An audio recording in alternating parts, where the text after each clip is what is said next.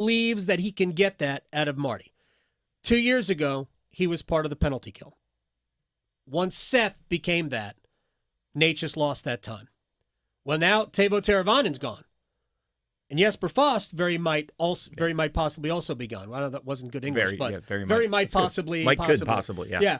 Yeah. So there's a need for somebody who can skate, a bigger body, and he was pretty good at killing penalties when he was doing it. There's never been any question that Marty Necas should be a dominant player in the Hurricanes system with the players around him. The issue has never been that he can't do it. But they obviously reached a breaking point at the end of last season for both player and team where both sides said it may be time for a change of scenery. In the case of his dad, it's time for a change of scenery, right? As dads are wont to do. Now, the changes to the roster, the lack of interest in Necas at the level the Hurricanes would have needed to pull the trigger on a deal. Sometimes these are the kind of things where it's like going to counseling and you go back to the table and you start over. And maybe that's what happens. 2 years ago, as we said, when he was challenged to be an impact player, he was. And then I don't know how much he regressed last year or just let his foot off the gas or it just didn't work or whatever. But we know it's in there. The issue with Martin Necas has never been that he can't do it. He can. The sky is limitless. It's a conversation that, as you alluded to a second ago, we're going to be having about Andrei Svechnikov this season. We know what he can do. It's time for him to go do it every single night. And especially in the playoffs, the Hurricanes aren't built for him to be a passenger. Right. They're not built for Aho to be a passenger, but that's never an issue. They need Necas. They need Svechnikov. They need all those guys to play at the best of their ability because, one, this is going to be a more difficult regular season. There's change. The goalie rotation is going to change. This is going to be Kochekov's team from the get-go. And do you see Freddie as a backup? I don't see Freddie as a backup. Well, I wish they had moved Freddie on. Yes, I would. I think Freddie's time here probably should have come to an end. Yeah. Nothing against Freddie because of the changing of the guard. And look, the phrase backup in Carolina Hurricanes lexicon is 35 games. That with Freddie's maybe 38 with Freddie's durability and all that, and the fact that he plays his best when he has a game or two off between games, that may work out. He may have the best season of his career playing 35, 38 games. I'm not as worried about that. I'm more concerned with the way he looked at the end of the playoffs and the fact that that's why I think they needed to move him on. The Hurricanes' last best chance with this group, that group now, of going to a Stanley Cup final or a conference final, passed by the wayside because they couldn't close it out. Not just offensively, but in that. And his goaltending was the reason they lost the series. Yes. So, Freddie should have something to prove, but there's no doubt, as we sit here in July, that it's Kochekov's team to take as far as he can. If he can't handle it, Freddie's still there. All right, let's start this cover. Well, let me bring up the Open real quick, and then we'll come back and we'll talk a little bit about the ACC and where Florida State and Clemson sit right now. Akshay Bhatia is teeing off at 10:21 a.m. Eastern time tomorrow. That dude has major championship stuff. I don't think he's going to win this one. Yeah. But he's got major championship stuff. We've known that for a long time. And the progression that he's made, winning on tour multiple times now. He struggled a little bit in the U.S. Open. He got himself pretty high up on the leaderboard and then fell back. And he just blew a tournament a couple of weeks ago. Just blew a tournament a couple I say that like that's okay. Yeah, no. It happens to everybody, Rory McIlroy. Poor Rory. He's always had the game. He's learning the rhythms of playing on the tour, of competing at that level against this level of talent every week. He showed at Pinehurst that he can put up numbers comparable to the guys who ended up winning the tournament. His time is coming. His time has always been coming. It probably hasn't progressed as fast as he would have liked 4 or 5 years ago, but that's fine. He's still very young.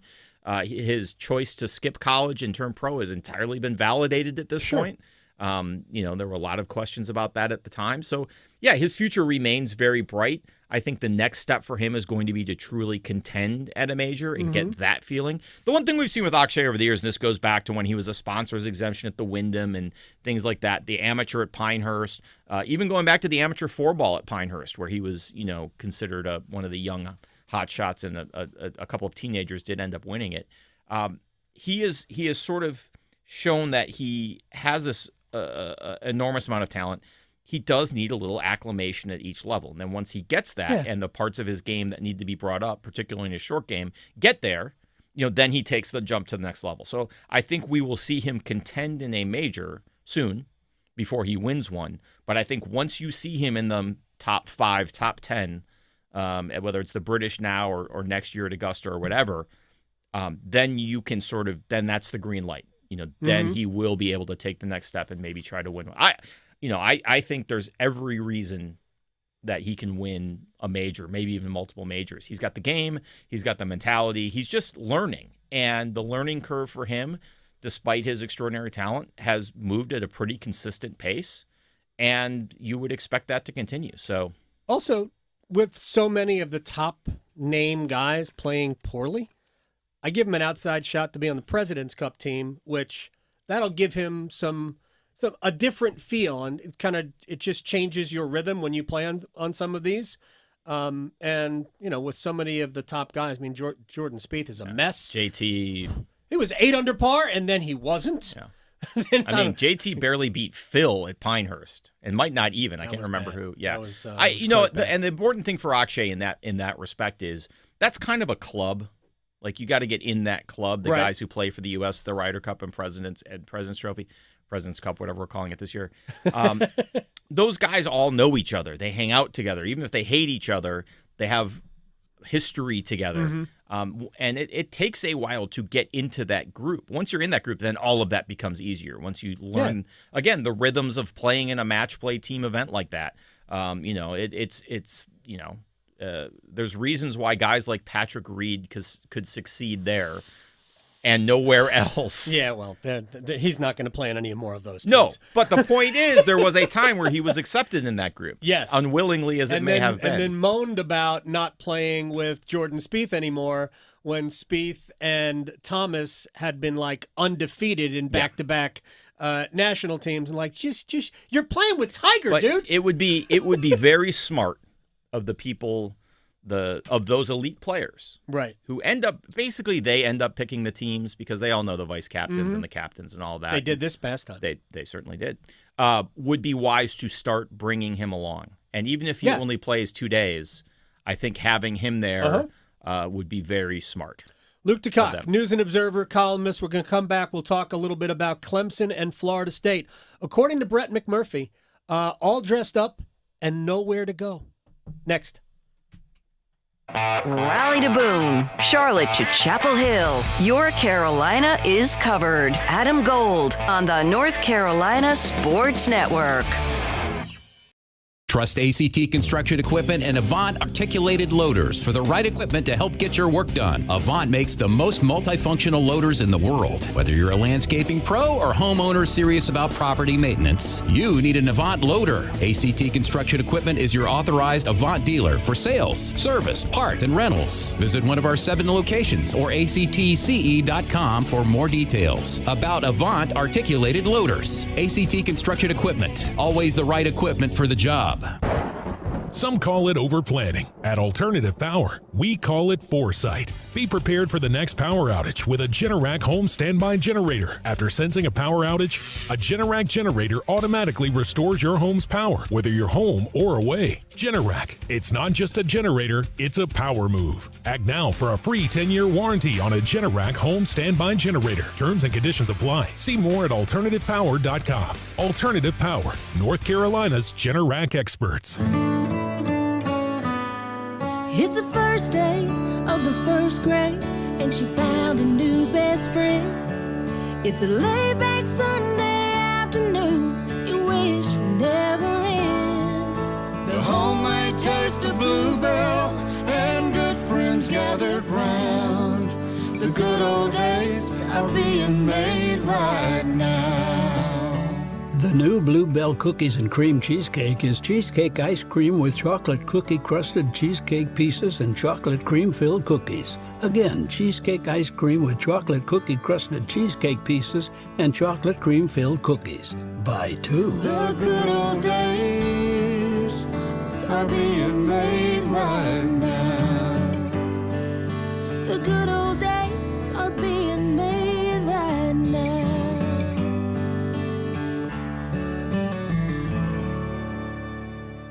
If you pay your city or town for electricity, you live in a public power community. Our public power providers in North Carolina keep the power on 99.9% of the time. That averages out to be less than 1 hour a year without power. Public power line workers who work day and night, rain or shine, are key to that unbeaten reliability. Better reliability, fewer outages, faster restoration. That's the value of public power. Learn more at electricities.com. The North Carolina Zoo is celebrating 50 wild years in 2024. Voted top zoo in the nation, the North Carolina Zoo is centrally located in Asheboro. Bring your family for a day trip or a weekend excursion to connect with nature and make cherished memories. Discover towering giraffes, a herd of elephants, a crash of rhinos, and a flock of seabirds. Plus, ride an endangered species carousel and stroll through the exotic butterfly garden. Plan your next outdoor adventure at nczoo.org. NC Medicaid is healthcare coverage for more North Carolinians. Just go to medicaid.nc.gov and fill out the needed information. Or call our Medicaid contact center. You can put pen to paper and fill out an application. And email, mail, or drop it off at your local Department of Social Services. And you can work with a navigator like Marvell at your local library. Don't wait, you can apply at any time and get covered starting the date of your application. NC Medicaid is for more people. See if you qualify at medicaid.nc.gov. Have you ever noticed how little things can make a big difference? You know, when someone smiles at you, and right away you feel better. So why not pass on that smile to the next person? And then the next person passes it on to another. Winning friends one smile at a time. It's easy to do. In North Carolina, we have always taken pride in being kind. Little things do make a difference. Makes you feel better. Makes everyone around you feel better. This is Adam Gold. That answer fails on so many levels. Part of me wants to start the answer again and then stop it after each time. Is that a good idea, Victoria? No. That's great. Did you do that on purpose? I did. You did? At the end, that was brilliant. The Adam Gold Show. It's the Adam Gold Show. Luke DeCock is in studio from the News and Observer. Thank you, everybody, for hanging out. ACC Media Day, we are yesterday. The commissioner, a week from yesterday, the commissioner gives his State of the ACC address. I think Florida State is also due in on day one. I'm going to miss that. I'm sad. Not really. Are you going to be there for day one? I'll be there for day one. I don't know about days 2, 3, 4, 5, 6, 7, 8, and 9, but day one, I think. It's a long week. I think, yeah. We're going to be there at the end of the week because that's when all the locals are. So I read from Brett McMurphy from Action Network that not only do Clemson and Florida State not have a home if they decide to leave the ACC, and then we'll also discuss the definition of is, according to Clemson. This is a new one. But Florida State has behaved their way out of anybody being interested in them. Of course, the Big 12 would be super interested, but I don't know why Florida State would be interested in them because they're not gaining anything from where they are right now. So thoughts on Florida State and their behavior? Well, the news that there's no place for them to go, I feel like screaming, like, we landed on the moon. Like, we've been saying this for 3 or 4 years. Florida State or Clemson or whoever can get out of the ACC, the other leagues are not going to want to expand beyond the specific reasons they might not want Florida State or Clemson until the television networks say, hey, we have more money for you. Right. And we just went through an unbelievable spasm of uncontrolled spending that led to the Oklahoma and Texas, and then the eventually going to the SEC, and eventually the breakup of the Pac-12. Not to mention, networks are panicking because, quote-unquote, cord cutting continues to happen, even though the bundle will never die. And they don't want to spend more money on live sports right now because they're tapped out. So when Florida State and Clemson have a place to go, it will be because ESPN or Fox has decided that there's a place for them to go. ESPN gains nothing by having Florida State and Clemson go to the ACC or SEC. It just weakens one property and vaguely strengthens another. And Fox doesn't appear to be in the business of engineering relocations right now. And I'm not saying they're pulling the strings, but that's where the money comes from. So, yeah, there is no place for them to go. Then the question has always been, I get why you would want Clemson. Maybe not if you're the SEC because South Carolina is there. And Right. same issue with Florida State and Florida. But, yeah, Florida State is been throwing its toys out of the crib for 2 years now. What about what's going on in Tallahassee suggests this is someone you can work with in your league? Like, it's baffling to me what aspect of this thinks that Florida State thinks is going to get them their way. If they win in court, they're an independent. Congrats. You're going to go join Live Football with Boise State and all your girlfriends from Canada? Where ACC football is on the CW, I don't know why the ACC hasn't joined forces with the Public Investment Fund at this point. But with that said, obviously that's a joke. Yes. But with that said, the Florida State has been exploring private equity. So why not just get private equity funding, which comes with its own problems, right? But why, if you're already going down that road and the thought, well, we can go independent with private equity, why not just add some private equity and stay where you are? Florida State's path to the playoff. There's no better path for them than where they are right now. No, it's the same reason that Notre Dame competitively should join the ACC, which obviously we have to wait for an entire generation of Notre Dame fans who worship independence to move on. But it makes a lot more sense for Notre Dame from a competitive standpoint to be in a league it can win than fighting it out as an independent. Now, as long as they've got a commissioner and presidents willing to bend over and put Cal and Stanford in a power conference so Notre Dame doesn't have to worry about changing its schedule, right, then, the things are going to be okay for the Irish. But in the long term, especially as consolidation continues, competitively, putting aside all the values or the sanctimony around football independence, competitively it makes more sense for Notre Dame to be in the ACC. Competitively, it makes more sense for Florida State to be in the ACC. Mm-hmm. But the reality of it is, Florida State can go get all the private equity money they want. They can sell off the stadium and the athletes and the shoes and the skies over Tallahassee to build giant skyscrapers over the stadium. It doesn't matter. Florida State spends more money now than any public school in the ACC and has less to show for it. It's not, the money isn't the problem. It's how they spend it. It's a poorly run athletic department within a poorly run university in a poorly run state. And the reality is, all of these lawsuits that they filed have no end goal. They're all just, it's a giant meme to shut up the boosters who think Florida State deserves better than the ACC, when the reality is, A, there's nowhere for them to go, B, no one else wants them, and C, Florida State doesn't deserve better than the ACC. What's interesting is that you bring up a good point, that the lawsuits are almost designed to self-own themselves. I've said from the beginning when I saw the lawsuit, it's only designed to get a settlement. And like, I had Andy Staples on, and it's all of the college football, Cognoscenti. all of that. Very good. Yeah, thank you. That's actually the word I was looking for. I know. I'm glad I can see it on your face. It's written across my This is forehead. why I'm in studio. They were all, they're going to settle. Mike, I don't see why the ACC would. People have been looking at the grant of rights since it was signed the second time, and nobody's gotten out of it yet. Clemson is right now going, wait a second, what does is mean? We've already been down that road. Was what is the definition of is? Clemson has decided now, then they filed this legally, they have decided that, well, if a school is a member of the conference, but what if they were? What if it was a member of the conference? They are convinced that this is their out. My question is, rights. So their argument would be the grant of rights should have been written if a school is or ever was a member. It's nonsense. Here's my question for both Florida State and Clemson. Let's say you win. Then you're the dog that caught the car, because now you have no conference. No one else wants you. You're out. Great. Congratulations. Grant of rights is broken.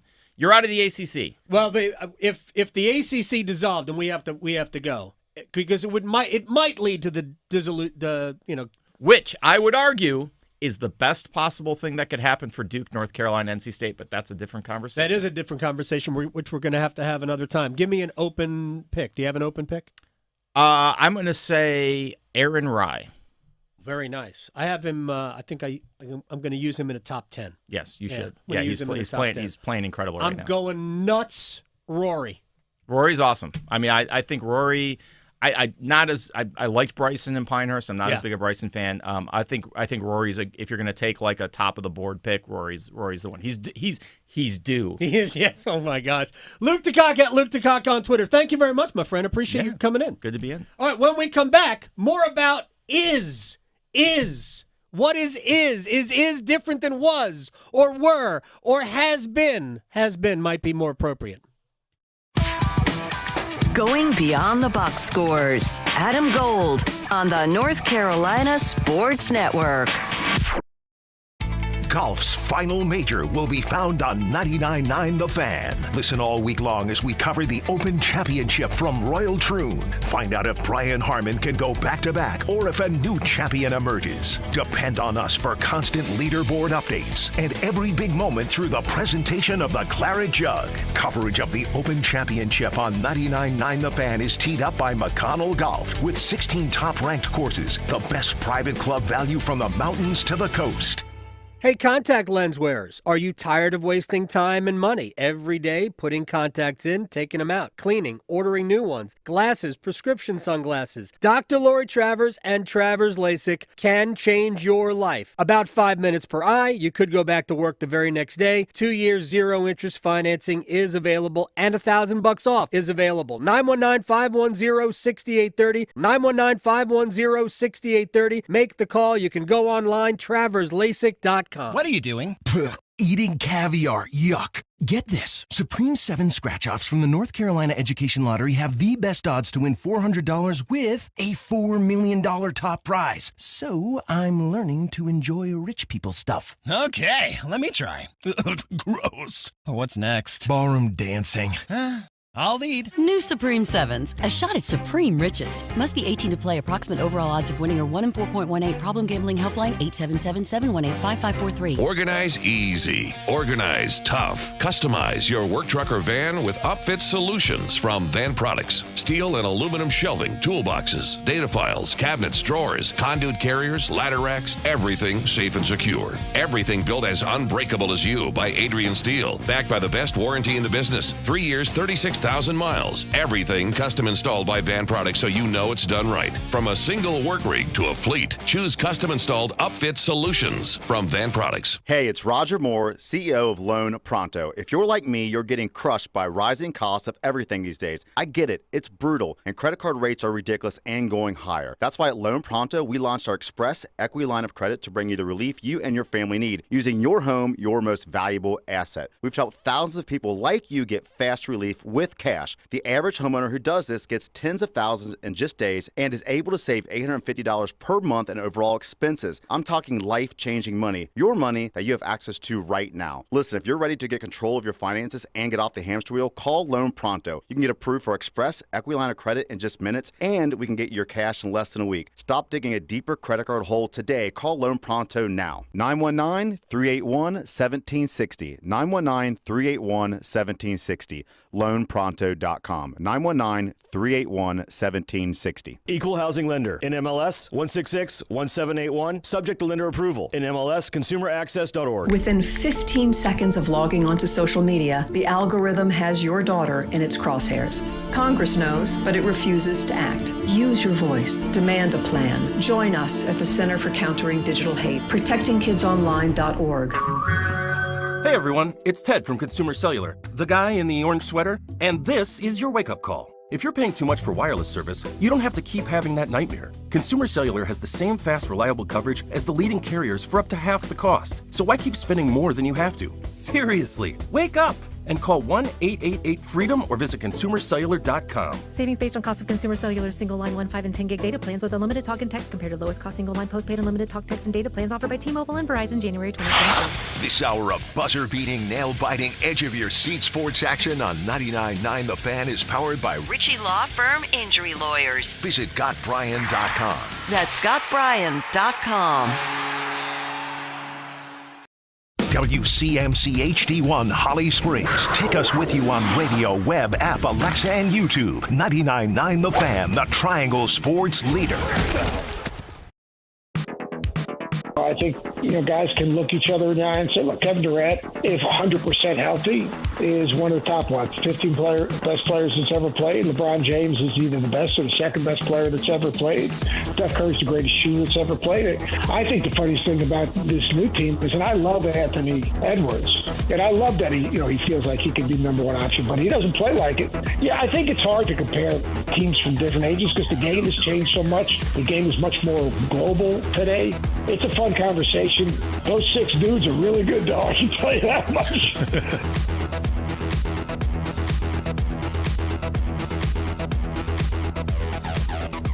Hi, it's the Adam Gold Show. I'm Adam Gold. We thank Luke DeCock for coming in studio. Chip Patterson in about 15 minutes. We'll continue that conversation about Clemson and Florida State and the definition of is. This is their legal plan right now, Clemson. Arguing that, well, it says that, our media rights go to the league, when you are a member of the conference. When a school is a member of the conference, they pledge their media rights to the league. But what if they were? What if it was a was instead of an is, but the contract says is? Are we out? Are we free? Good try. Good job, good effort. Been saying this since the beginning of this legal maneuvering. They can try all day long. Their path to leave is simply, it's there, but it is a financial burden. It's that it's going to be difficult to replenish. And at some point, the entire sport's going to blow up, and Florida State and Clemson will be free to go where they want, as everybody else will. Their path to the college football playoff, Clemson and Florida State should be perennial college football playoff participants. Year in, year out, they should be 2 of the top 12 teams in the country. Clemson plays a very good schedule, always, and outside the league, always do that. Florida State, back in the day, used to, but look, they have Florida on the schedule every year. They'll have Notre Dame on the schedule like every 3 years based on the agreement, and they can certainly schedule as they see fit to enhance that if they don't think the ACC has given them enough. I would suggest go the opposite and win 10 or 11 games every year. And as long as you do that, you'll be in the top 12. You're not going to tell me that 11-2 Florida State team isn't going to be in the playoff. Or, same thing with Clemson. You can't convince me that that's not the case. Your path to the playoff is here, not somewhere else with a financial drain. And again, if you're talking about private equity, simple. Stay where you are, add private equity, and let's not make it any more complicated than it is. There were a number of things I could have talked to Luke about that we'll have to, I don't know, maybe I'll bring it up with Chip just for giggles. But we have the All-Star game in Major League Baseball tonight. Home Run Derby was yesterday. And look, some people loved Home Run Derby. You watched a good chunk of it, Victoria. I did, yeah. Did you dig it? I mean, it was okay. Like we've said, there's really not much going on, so it was something. Right. It was entertaining. It's repetitive. It's just a bunch of guys just trying to jack the ball out of the ballpark. I'm sore for the guys after watching that, too. Yeah, it's a workout. It's no joke. It's that it's a workout. It's like me at Drive Shack, just constantly doing the driver the whole time. Yeah, I don't do driving range, so Drive Shack, Tom. It's more of a social. It is. It's more of a social experiment for me. It's stress relief. I actually don't need the golf for those two things to be. Yeah. For Drive Shack or Top Golf to be good. Yeah. But. Yeah, like I saw where some people said, well, it's the most boring, look, it is what it is. It's a bunch of guys hitting home runs. What do you expect? Right. So it's the same thing over and over again, just like the 3-point shooting contest or the slam dunk contest. Nobody's got original ideas anymore, except when we bring out a prop or we jump over a person or a car. Yeah, right. We do things like that. I mean, they had a special edition national anthem, in case your ears. Ingrid. Oh my gosh. Ingrid, whatever her wow. name is. Yeah. But Home Run Derby once again was fun. Dodgers had their first ever winner. Right? We've been having Home Run Derby since it's been like 40 years. For all of their superstardom, this is the first time a Dodger has won. Yeah, and was he not also the oldest one to win? I think he's like 31, and I think I read some stat that he was like the oldest one to win. Maybe I only saw the highlights. I didn't even see the highlights of him winning. Oh, yeah. I saw the highlights of Bobby Witt Jr. Yeah. hitting the base of the wall, I guess, on his last swing to tie. It's crazy. He was like a foot away from tying it. It was nuts. So good for so it was fun. And we got the All-Star game tonight, and we'll see Paul Skeens start for the Pittsburgh Pirates. And a year ago, he was pitching in college. Yeah. He was at LSU a year ago. By the way, speaking of LSU, Tommy White, Tommy Tanks, first pick of the second round out of LSU. All right, real quick, just a reset on where the Hurricanes are before we break and we talk to Chip Patterson about college sports and a little Open Championship. So yesterday we saw the story, and it's part rumor, but it's going to happen, where Yevgeny Kuznetsov is terminating his contract with the Carolina Hurricanes, and he's going to sign a 4-year deal with the team in the KHL, which is the Russian league. And there have been some denials about this, but if you read the denials, it's not that it's not going to happen. It's just that procedurally it hasn't happened yet. Because I think ultimately it's going to happen. I do know this. He's not playing with the Hurricanes next year. He'll be off of their books next year. Yep, Birdman's flying away. The $3.9 million that the Hurricanes were responsible for in terms of Kuznetsov's salary, Capitals are paying the other half. That'll be off the ledger. And that will give them almost $4 million additionally to go through Martin Necas, Jack Drury, Seth Jarvis, and who knows what else they do.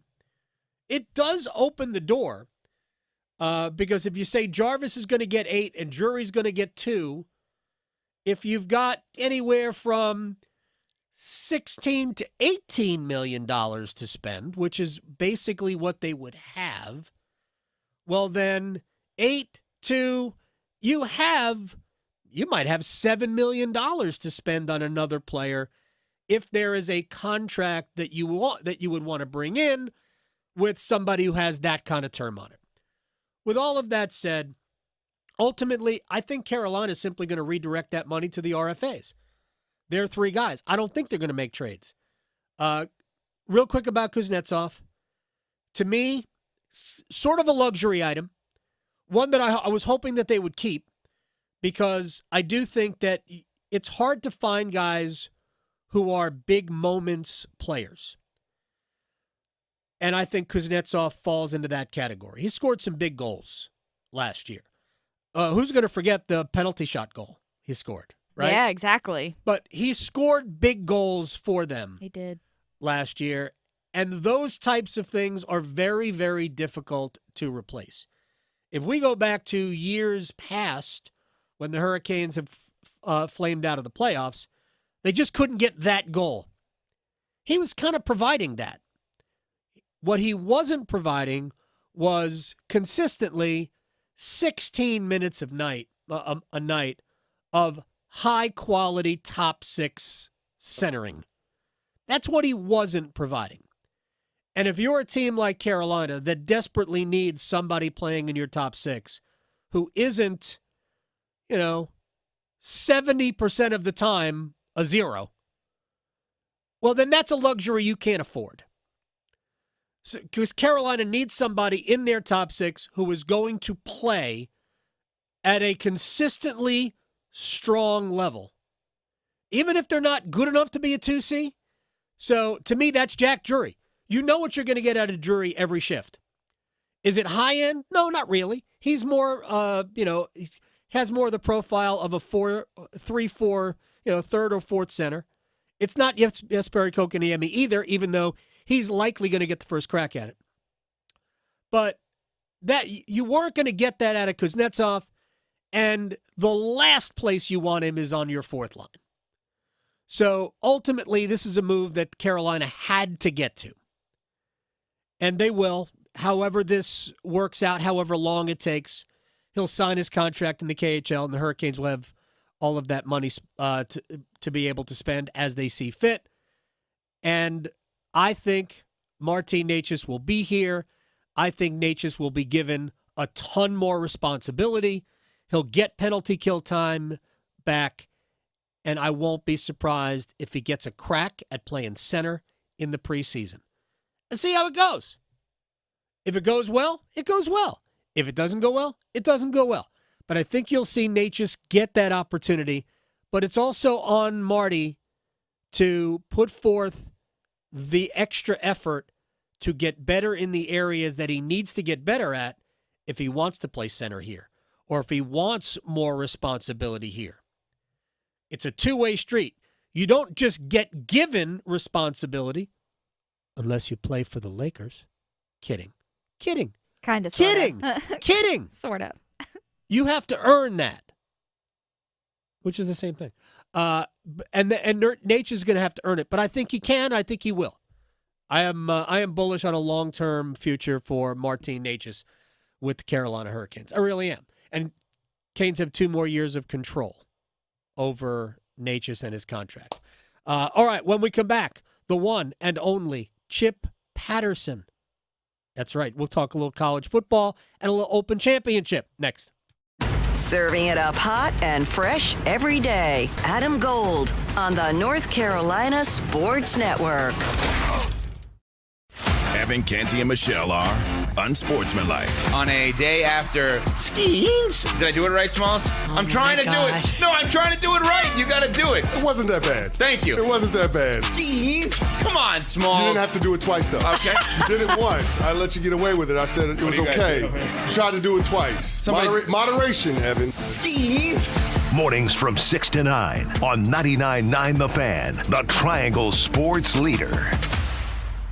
Adam Gold here from my man Gordon Miller. Miller Lending, Kildare Farm Road in Cary. Normally I talk to you about mortgages with Gordon. He invented the no closing cost mortgage back in 1987. But what Gordon really wants me to talk to you about is early detection for cancer, because it might save your life. Cancer has touched basically everybody's life, either directly or indirectly, a family member, a friend, a loved one. It's unfortunately always present around us. The best way that you can combat cancer, early detection. So, men, go get yourself checked. Go see your doctor. Don't wait that, I don't feel great. Don't wait for that. And women, the same thing. Get yourself checked, because early detection is the best weapon you have against cancer. Gordon Miller wants you to be healthy and happy for a long, long time so you can buy thousands of houses. I don't know. Miller Lending. Equal housing lender, NMLS ID 2502146. Hungry for flavor and value? Then it's Bo time. Nothing slays the hunger beast like some of that bodacious Bojangles flavor. And there's never been a better time to satisfy your Bojangles sandwich cravings than now.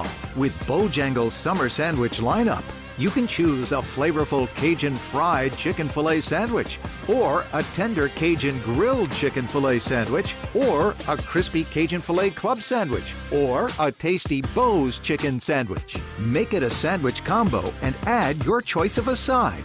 Maybe Bojangles seasoned fries, dirty rice, or Cajun pintos. And to complete the perfect meal, Bojangles legendary iced tea. There's a Bojangles sandwich combo for everyone in the family. Summer just doesn't get any better than that. What are you waiting for? You know you're hungry, and you know you want flavor and value. So, it's Bojangles Sandwich Combo time.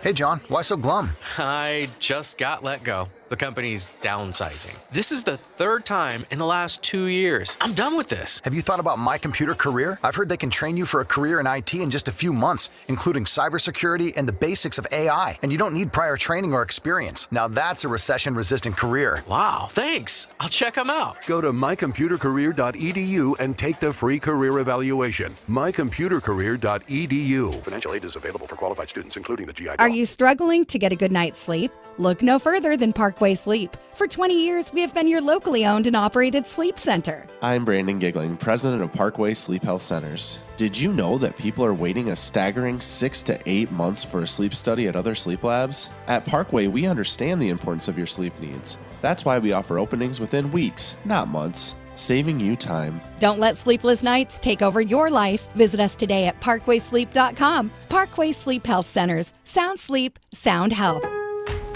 Don't miss limited time doorbusters during Pro Savings Days, right now at Lowe's. Starting July 15th for 3 days only, you can save $60 when you buy a DeWalt 12-volt multi-head drill driver. Was $189, now $129. Plus, get 50% off a DeWalt Tough Grip 110-piece screwdriver bit set. Shop these deals and more while supplies last. Because Lowe's knows savings, Lowe's knows pros. Valid 7/15 through 7/17. Selection varies by location. This is Adam Gold. He said he could talk about his golf game. He did say it wasn't great, and I said, hey, no judgment here. I'm a drive shacker and a putt-putter myself. None of us are good. Even those of us that are good aren't really good. Right, yeah. We're just not. Yeah. The Adam Gold Show.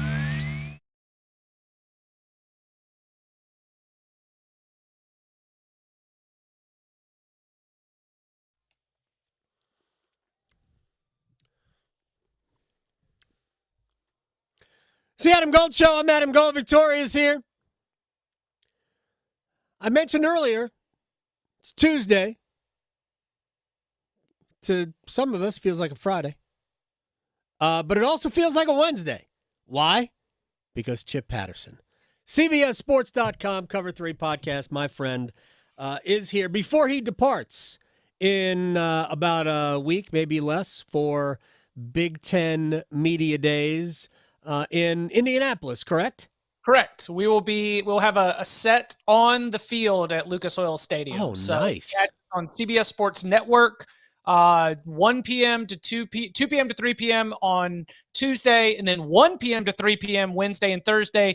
That's 2 hours of the Cover 3 podcast live on CBS Sports Network from Big Ten Media Days. I wonder, can people do 2 screens? Can they stream this show from Charlotte on YouTube, but also keep do picture in picture and have Chip and the boys of the Cover 3 podcast in like a little box, so we can keep tabs on both. I don't know. I don't know if people do that. With the right, with the great good people at Paramount Plus offering you so many different ways to be able to stream all of your favorite CBS properties. Very nice. I'm sure we could figure it out. Very, very nice. All right, let's start with the definition of is. Yeah, so Clemson has decided that they are going to go full, trying to not necessarily dip into the political history here. Go full. It all depends on what the definition of is. Have you heard this week's Monday's Cover 3 podcast? I have not. Did you guys talk about this? Yeah. No, 100%. All right, good. He was like, we're going right back to the playbook of different kinds of scandals of a different decade when it comes to executive office. Yes. So what are your thoughts on Clemson and this legal shot in the dark? Hey, lawyers be lawyers. Right, absolutely. No, I mean this is why we have entire series, right? I mean, how many episodes of Matlock, end with connecting dots that you hadn't even thought of before, right? It's just so what I did not look at this as much of a groundbreaking revelation. I'm not going to laugh it off entirely either. There is so much going forward in terms of competing lawsuits in different jurisdictions, and both sides of both the Florida State and the Clemson lawsuits seem to be picking up wins and losses at every single turn. I mean, it is daggum baseball out there. Right? I don't know that any of the so-called wins are wins or losses are losses. Sure. Then you and I are basically talking about the same thing. Nothing's changed. Right. I mean, so the cases are going to be heard in Florida and North Carolina and in South Carolina and North Carolina. Yeah. We're going to have 4 cases going on. Have you already discussed it with the audience yet? Like what what Clemson's argument, I'm not even going to say what Clemson's argument is pointing to? Well, what I said this earlier, that ultimately they're saying, hey, if we're not in the league anymore, then basically the grant of rights doesn't apply to us.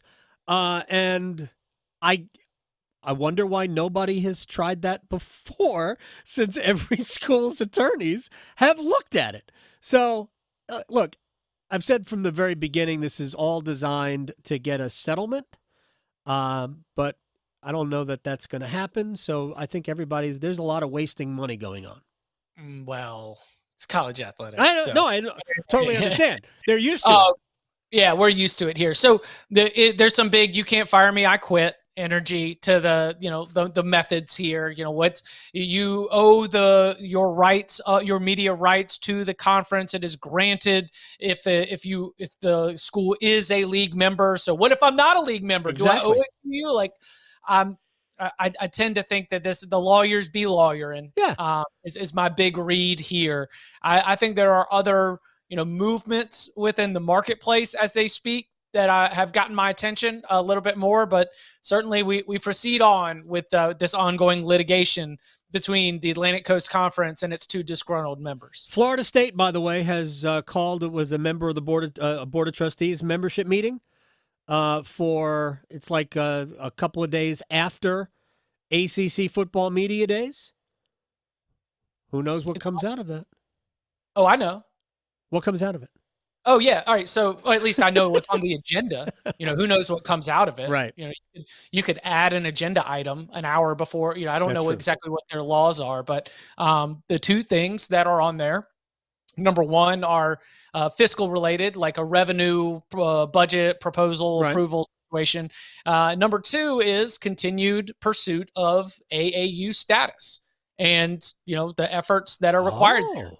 AAU, which makes them more attractive to the Big Ten, which wants all of their members to be AAU, even though, the ACC is as strong an academic conference as there is in the country. That is not a requirement for them. Nebraska is no longer an AAU member, but they were at the time of entry into the Big Ten. Again, these things are more cosmetic, I guess, than anything else. But what do you? I think it's important for Florida State because, based on my understanding, is Florida State's path forward. In addition to this, like renegade rip through all of the status quo and stability of the higher college sports landscape, as they have been aggressively, not just for AAU status for conference realignment, but for the future of the university, which is facing financial struggles, have decided to go hard on research, and they have seen an influx of the investment from outside sources. They are doing everything they can to be able to better themselves in their future as a university by making themselves a much more prestigious research university than they were 30 years ago. So to me, I am seeing, yes, the alignment of the ACC football kickoff, of this board of trustees meeting, of the incoming August 15th deadline if Florida State is going to try to get out for the 2025 football season. I recognize that as well, but my understanding, and I'll go ahead and cite my source here, Matt Baker of the Tampa Bay Times, who's done a great job of covering a lot of the litigation and the paperwork and just doing solid beat work, the lost art in these days. But Matt, he was able to be like, all right, well, look, I understand why Twitter's going crazy, but let me just tell you, this is what's on the agenda.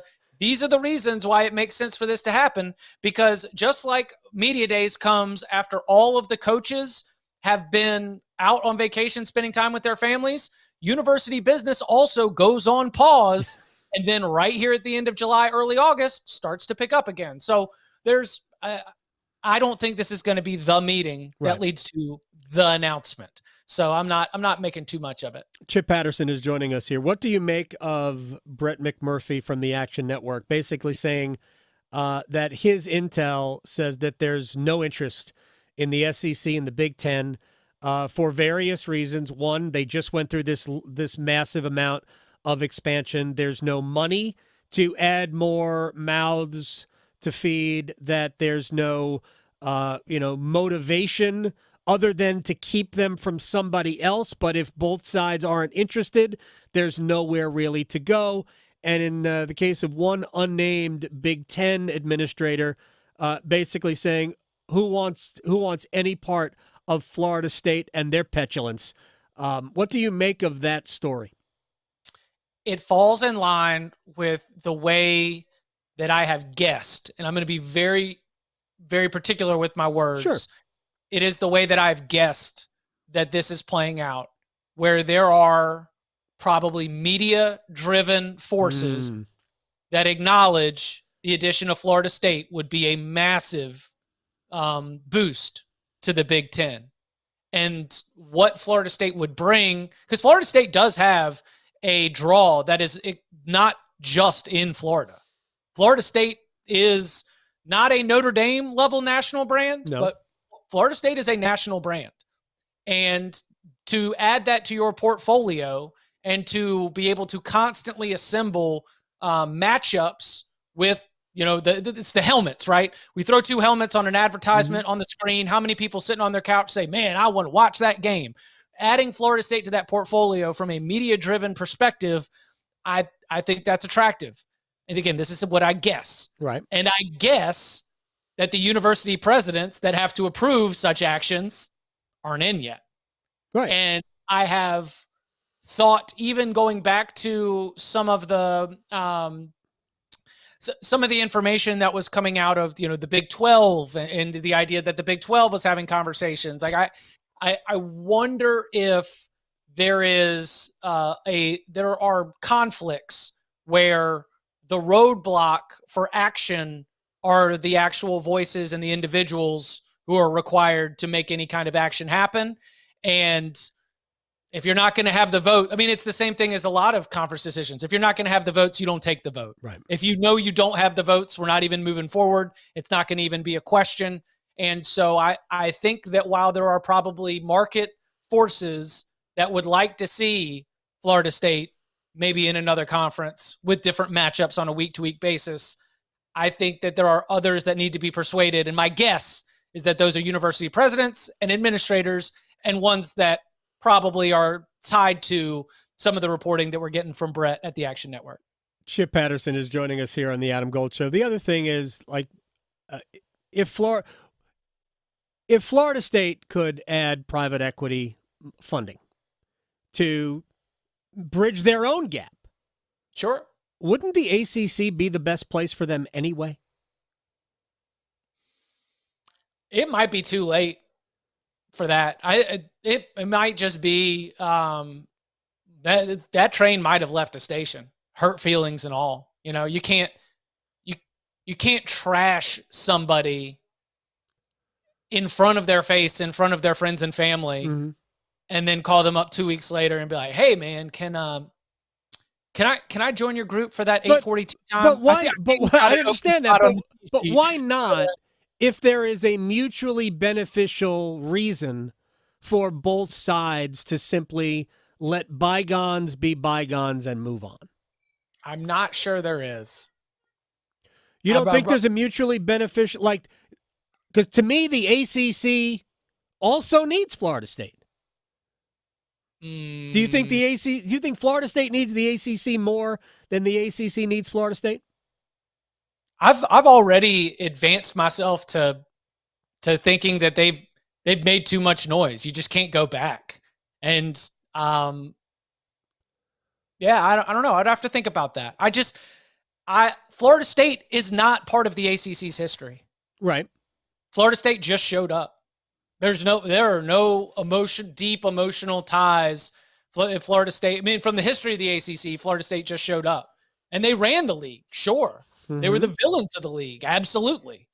But I kind of tend to think that if they were to go on their way, the ACC would still exist as the ACC, and the ACC would be in a spot where they don't need the Florida State for survival. I think it's the thing that I've really dug into that piece of it, and I believe the ACC could still be just fine as a conference without Florida State. But do the other members have to stay put? Clemson has to stay. Miami has to stay, even though Miami has been not quite the great boon we all hoped it might be.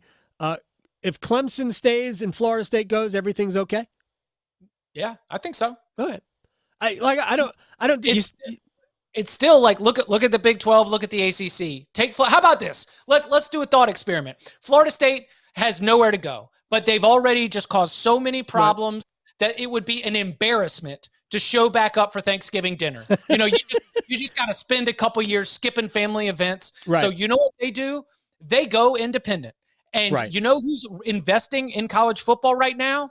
A media entity that is about to lose the NBA. That would be TNT. Yes. TNT has just bought into the college football playoff and clearly has, therefore, expressed interest in college football. So Florida State leaves. Florida State goes independent. They create a scheduling agreement with the Big 12 and a TV package with Warner/Turner.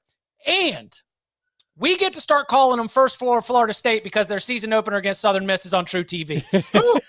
Who says no to Florida State playing on True TV on September 5th, then getting to have some of these big-time matchups against, Coach Prime in Colorado and Tallahassee on TNT? And what I think Florida State would ultimately be doing is waiting for what I think it might have been Trev Alberts before Trev Alberts left Nebraska to go to Texas A&M. He mentioned something along the lines of the next realignment wave is going to be the one that makes people really uncomfortable. And what I thought that said is the next realignment wave isn't the Power 4 breaking away. It isn't the Power 2 breaking away. It is like line in the sand, even with schools in the SEC or the Big Ten potentially saying like, sorry, you don't make the cut for this one. Right. Like Vanderbilt, the Vanderbilts of the world aren't Northwest. Right. Absolutely. Yes. Yeah. So that's Florida State might just be an independent playing on True TV with private equity money and a Turner deal and a Big 12 scheduling agreement, just waiting for the next time that the college football world is shaken up in a big way. So what does it cost them to get out of the league? Just the exit fee? I don't know. Because according, if the grant of, and I want to end this here, I want to just talk briefly about the Open. Because if the grant of rights is or was, doesn't matter, media monies that Florida State accrues, even as an independent, would still belong to the Atlantic Coast Conference, no? I'm not a lawyer. That's the way it reads. It doesn't make a difference where you get your media money. Right. It's media money earned by the school. So for home games. Maybe they just play all neutral sites. Just play a road schedule. Yeah, just play an all road schedule. Yeah, hey, listen, Bobby Bowden, rest in peace. He said we'll play it anytime, anywhere. That is true. That's how he built Florida State into a football power. I remember the early days of that Bowden era was just absolutely tremendous. All right, Chip Patterson. Open starts on Thursday. Justin Leonard will hit the first tee shot. Your 97 champ at Troon. Todd Hamilton is playing with him, who won at Troon in 2004. What are you looking at this week? Is no one talking about Scotty Scheffler? It is quite incredible that I have seen. He is the odds-on favorite, by the way. Is the overwhelming favorite. It's like 4-1.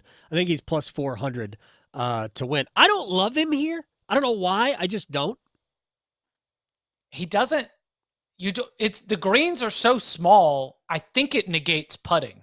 They're flat too. The greens are pretty flat. And he's got a great short game. Yeah. He's obviously one of the best ball strikers in the world.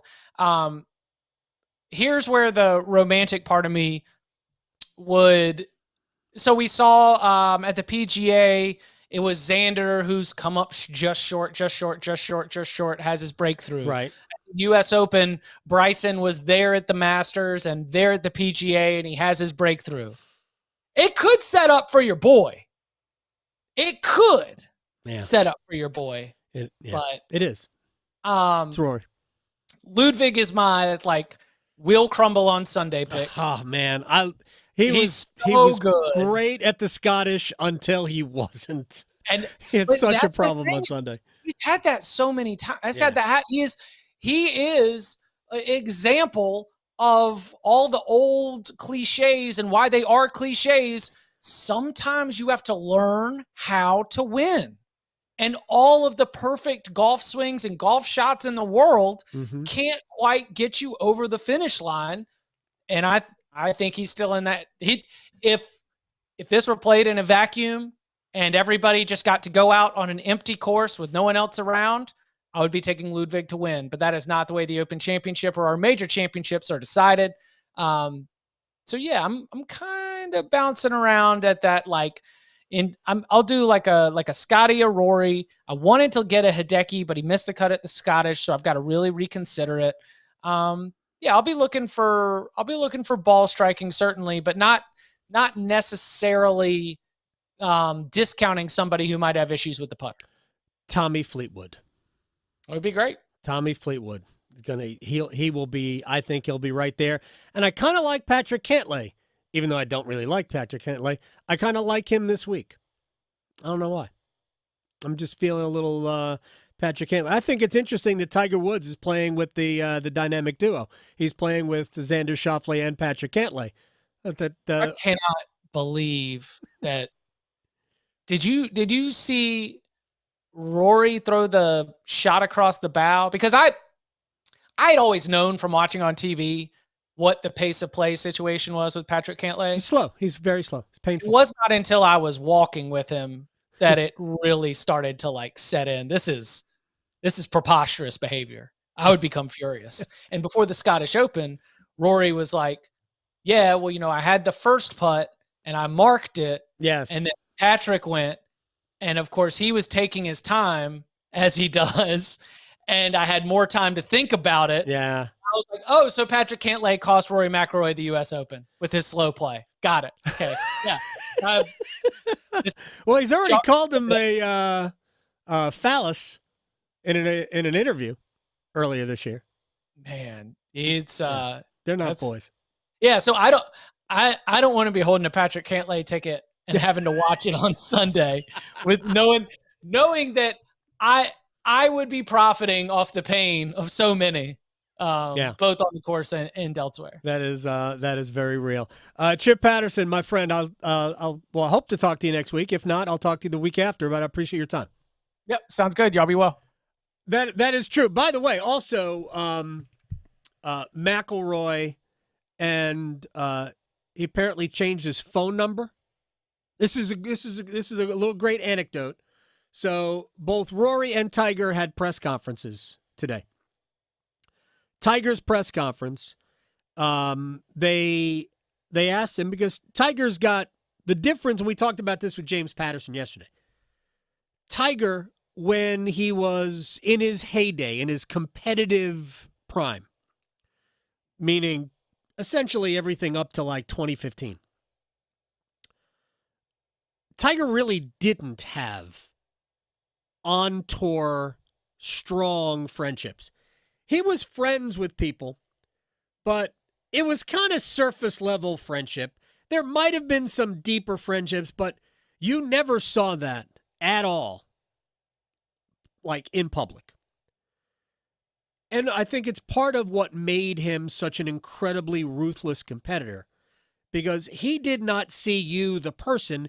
He saw you, the obstacle. And that was always what I thought drove Woods. Didn't matter who you were. I wanted to beat your brains in. In many ways, Woods was Jordan, was Michael Jordan. But now, Tiger has obvious, open friendships, whether it's Justin Thomas or Rory McIlroy or a bunch of other players. I mean, They all idolized him. They all looked up to him. They wanted to be. They were like in awe of his presence. And Tiger has softened in many ways. I don't know that one has hurt the competitor or not. I don't think the softening has hurt the competitor. But I will say, because as time goes, your competitive edge wanes. And his margins for error become smaller and smaller and smaller to the point where he's never going to win again. I don't think he's ever going to win a regular tour event again, let alone a major championship again. It's just too difficult with the foot injury. If we weren't dealing with the foot injury, if we were just dealing with complications of his back or whatnot, I think he'd have a chance. But he can't walk 72 holes. He just can't. So it takes its toll. It takes its toll at the end of every round. So I don't anticipate him winning. But anyway, so Woods has his press conference today, and they asked Woods about, what happened with Rory at the U.S. Open, in which he gave away Bryce DeChambeau's second major championship. And then with Woods' answer, then they throw it to Rory, and Rory explains what really happened. Well, the decision was very difficult for me to make. This is the Ryder Cup. My time has been so. Are you able to share with us sort of roughly what you said to him? Not just basically here. I'm as you know, I'm your friend, and I know this is a difficult moment. We've all been there as champions. We all lose. Unfortunately, it just happened, and the raw emotion of it. It's still there, and it's going to be there for, I'm sure, some time. And the faster he's able to get back on the horse and get back into contention like he did last week, the better it is for him. So, full disclosure, I changed my number 2 days after the U.S. Open, so I didn't get it until he told me about it today. So I was like, oh, thanks very much. So I blanked Tiger Woods, which was probably not a great thing, but Tiger's been nothing but incredible to me over the course of my career. In the good moments and in the bad. He sent me an incredible message after St. Andrews in 2022. And he's, I met Tiger when I was 15 years old, and, I've built up a great relationship with him, his whole family.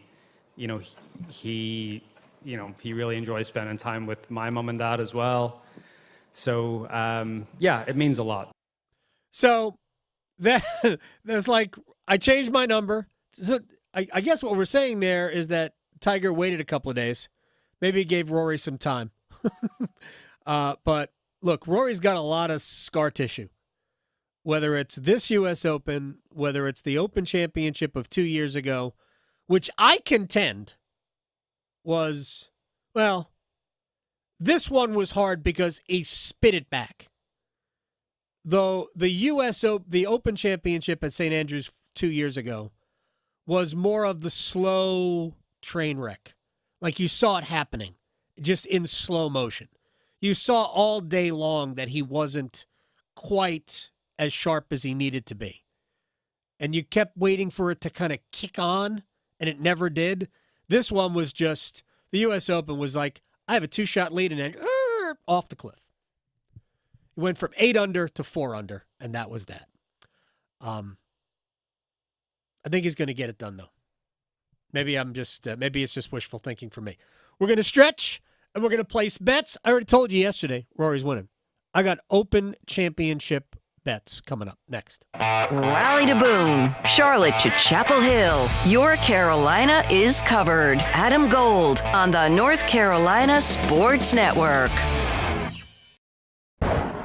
The 2024 Atlantic hurricane season is predicted to be among the most active we've ever experienced. Prepare your home now against power outages of all types with a Generac home standby generator from Alternative Power. After sensing a power outage, a Generac generator automatically restores your home's power, helping protect you and your family. Act now for a free 10-year warranty on a Generac home standby generator. Terms and conditions apply. See more at alternativepower.com. Alternative Power, North Carolina's Generac experts. It's the first day of the first grade, and she found a new best friend. It's a laid-back Sunday afternoon you wish would never end. The homemade taste of Bluebell and good friends gathered round. The good old days are being made right now. The new Bluebell Cookies and Cream Cheesecake is cheesecake ice cream with chocolate cookie-crusted cheesecake pieces and chocolate cream-filled cookies. Again, cheesecake ice cream with chocolate cookie-crusted cheesecake pieces and chocolate cream-filled cookies. Buy two. The good old days are being made right now. The good old days are being made right now.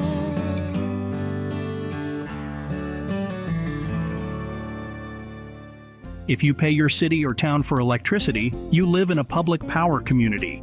Our public power providers in North Carolina keep the power on 99.9% of the time. That averages out to be less than 1 hour a year without power. Public power line workers who work day and night, rain or shine, are key to that unbeaten reliability. Better reliability, fewer outages, faster restoration. That's the value of public power.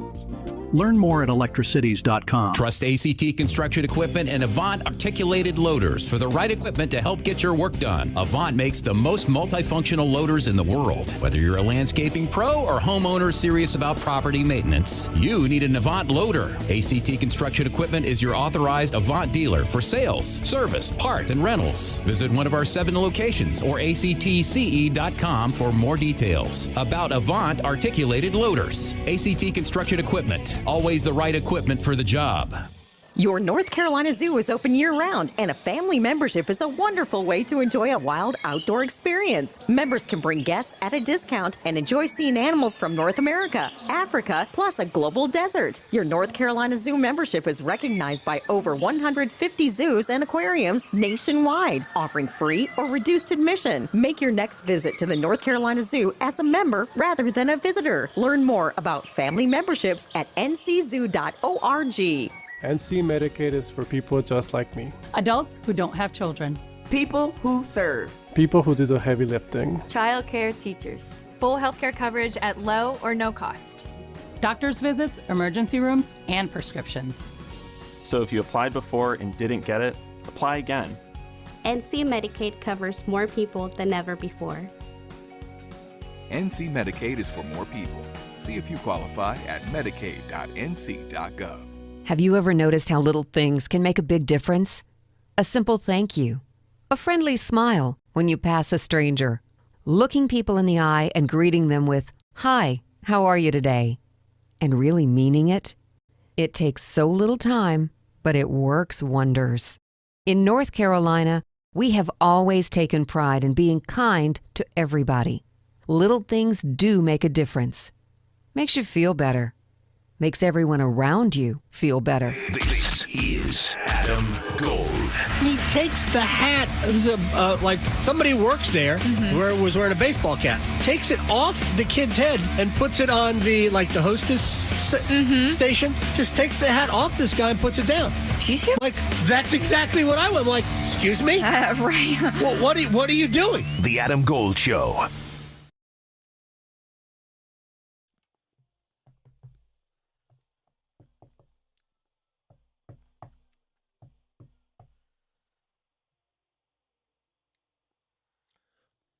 It's the Adam Gold Show. I'm Adam Gold. Victoria producing the program. We're going to place bets in a little bit. Mine will entirely be from Royal Troon today. I'm going to stay away from the All-Star game. My guess is that Victoria will do some All-Star game stuff. She likes to bet baseball. But right now it's time to stretch. Okay, so with all this SEC talk, they've actually made an announcement here recently that maybe some local fans will be interested in. So they have now decided that Luke Combs' Tom Petty cover will be their new anthem. So they put out a bunch of teasers with all the teams running out, Luke Combs' cover playing in the background, and they said, quote, Their caption was, "Turn this one all the way up. Our new SEC football anthem is here." Which Petty song does Luke Combs cover? I don't know. Here it is. I found it. "Running Down a Dream." Oh, very nice. That's going to be what they use. So, yes. Tom Petty is a Gainesville, Florida native. Yeah, exactly. So, there you go. There's ties all over the place. Now, Combs is becoming Mr. Cover. I know. Fast car? He really Running is. Down a Dream? Like the new karaoke king, I guess. I don't know. Wow. Okay, good. I don't know, but yeah. So if you can't wait to listen, college football season does kick off August 24th. However, SEC's first game is the 29th, so you'll have to wait for that. Now, a band that is not a karaoke king or a cover king, however, I don't know, they may have covered some things. Metallica. They are making waves in a good way. So recently I talked about how Bon Jovi, his latest one, is stinking, like just flopping completely. It's all the way out of the Billboard 200. Well, Metallica's Black Album is doing quite the opposite. So their Black Album is the 4th album to reach 750 weeks on the Billboard 200. Wow. Exactly. And this was a self-titled album that came out in 1991, so it's been some time. Now, there are only 3 others that have done the same thing, and I think I know you're a fan of at least one. Do you have a guess of what that one might be? Give me the parameters of this again? An album that has been on the Billboard 200 for a long time. Thriller. No, but... You're a Pink Floyd fan, right? I am. Oh, Wish You Were Here or Dark Side of the Moon? Dark Side of the Moon was there for second best Floyd album. 990 weeks. Wow. Yeah, exactly. Wow. Yeah. Second's Bob Marley's Legend for 843 weeks. And then Journey's Greatest Hits for 813 weeks. So, yeah, there you go. Black Album with 750. Not bad. So, yeah, I mean, that's an accomplishment. As long as you're not like Bon Jovi where you just flop out and can't even make a week. So bad. That's bad, and he's got a trend with that one. So But bad. we try to have good trends here of making good picks. Place your bets. Here we are. I bet you slice into the woods $100. Gambling is illegal at Bushwood, sir, and I never slide. Okay, you can owe me. I owe you. I'm going to flood the zone, by the way, at the U.S. Open. Okay. We did at the Open Championship. Did well at the U.S. Open. Yeah. Most of the players I did pick actually were... we cashed a lot of tickets. That's good. I mean, we threw a lot out there, but we cashed a lot. Those are good. So tell us where you're going to go. Okay, so it's going to be all-star game today, MLB. Okay. So just because I'm a Cubs fan and Skeens is going to be pitching, why not say that the National League is going to win it today? They're also underdogs. It's only by plus 100, but why not? I'll go with them. When I was a kid growing up, and I watched more baseball than any other sport, the National League won all the time. Mm-hmm. And now they don't. It's the opposite. It really is. It's actually, I don't think it's quite as bad as it used to be. The NL used to win every stinking year. I mean, as a National League fan, I grew up a Mets fan, so, I mean, I was cool with it. Yeah. But, man, it definitely has flipped. The American League has turned just about turned that entirely upside down. All right, we're going to give you 2 players who I am going with to lead after the first round. Okay. Huge value. Ludwig Oberg plus 3,000 to lead after the first round. And Tommy Fleetwood, who I mentioned with Chip Patterson, at plus 4,000. Wow. To have the lead after the first round. Yes. Oh, my gosh. I enjoy that value. You have just as good a chance picking the leader after round 1 as you do picking the winner. Might as well, yeah. Yes. Well, I don't know about the MVP, but I'm going to say it's Ohtani because I feel like it would be wrong of me not to pick Ohtani to be the MVP of this game. So why not? He's plus 800. All right, let's go with a couple of guys to top 5. Robert McIntyre, who just won the Scottish Open, plus 600, and Tony Finau at plus 650. I had a ticket on Finau at the U.S. Open that cashed. Very nice. Oh, Good for Tony. Exactly. And so my last one, we had the home run derby last night, but this is, this is actual game. So give me Aaron Judge, who is sitting out from last night, to be a home run hitter, plus 500. Plus 500. Oh, wow, that's good value in an all-star game. I know. All right. Adam Scott's going to top 10, plus 410. And we're going to go with a young kid, a young Irishman named Tom McKibben to top 20, plus 360. This is a little bit of a long shot pick. To top 20, yeah, Tom McKibben to 360. I was looking. I'm going to be in Denver. Yes. The latter part of the week. We leave tomorrow. Right. So, the first tee shots will be hit, or the first tee shot will be hit by Justin Leonard at 1:35 a.m. That will be 11:35 p.m. for me. I am tempted. Oh, wow. Oh, wow. I am tempted. Wall of Sound. Wait till you hear Tiger Woods go back at Colin Montgomery from today's Open Championship press conference. You'll hear it next. Raleigh to Boone, Charlotte to Chapel Hill. Your Carolina is covered. Adam Gold on the North Carolina Sports Network. Listen every afternoon for The Drive with Tim Donnelly. They're still making moves. What I want to decide is if it's busy just to stay busy, just like we're doing something about it. We know something has to happen, so we're working hard. You look in the ant farm, you want to see people walking in lines following each other, right? You want to see work being done. Or if this is actually how they plan on solving the issue. The Drive with Tim Donnelly, 3 to 6 on 99.9 The Fan.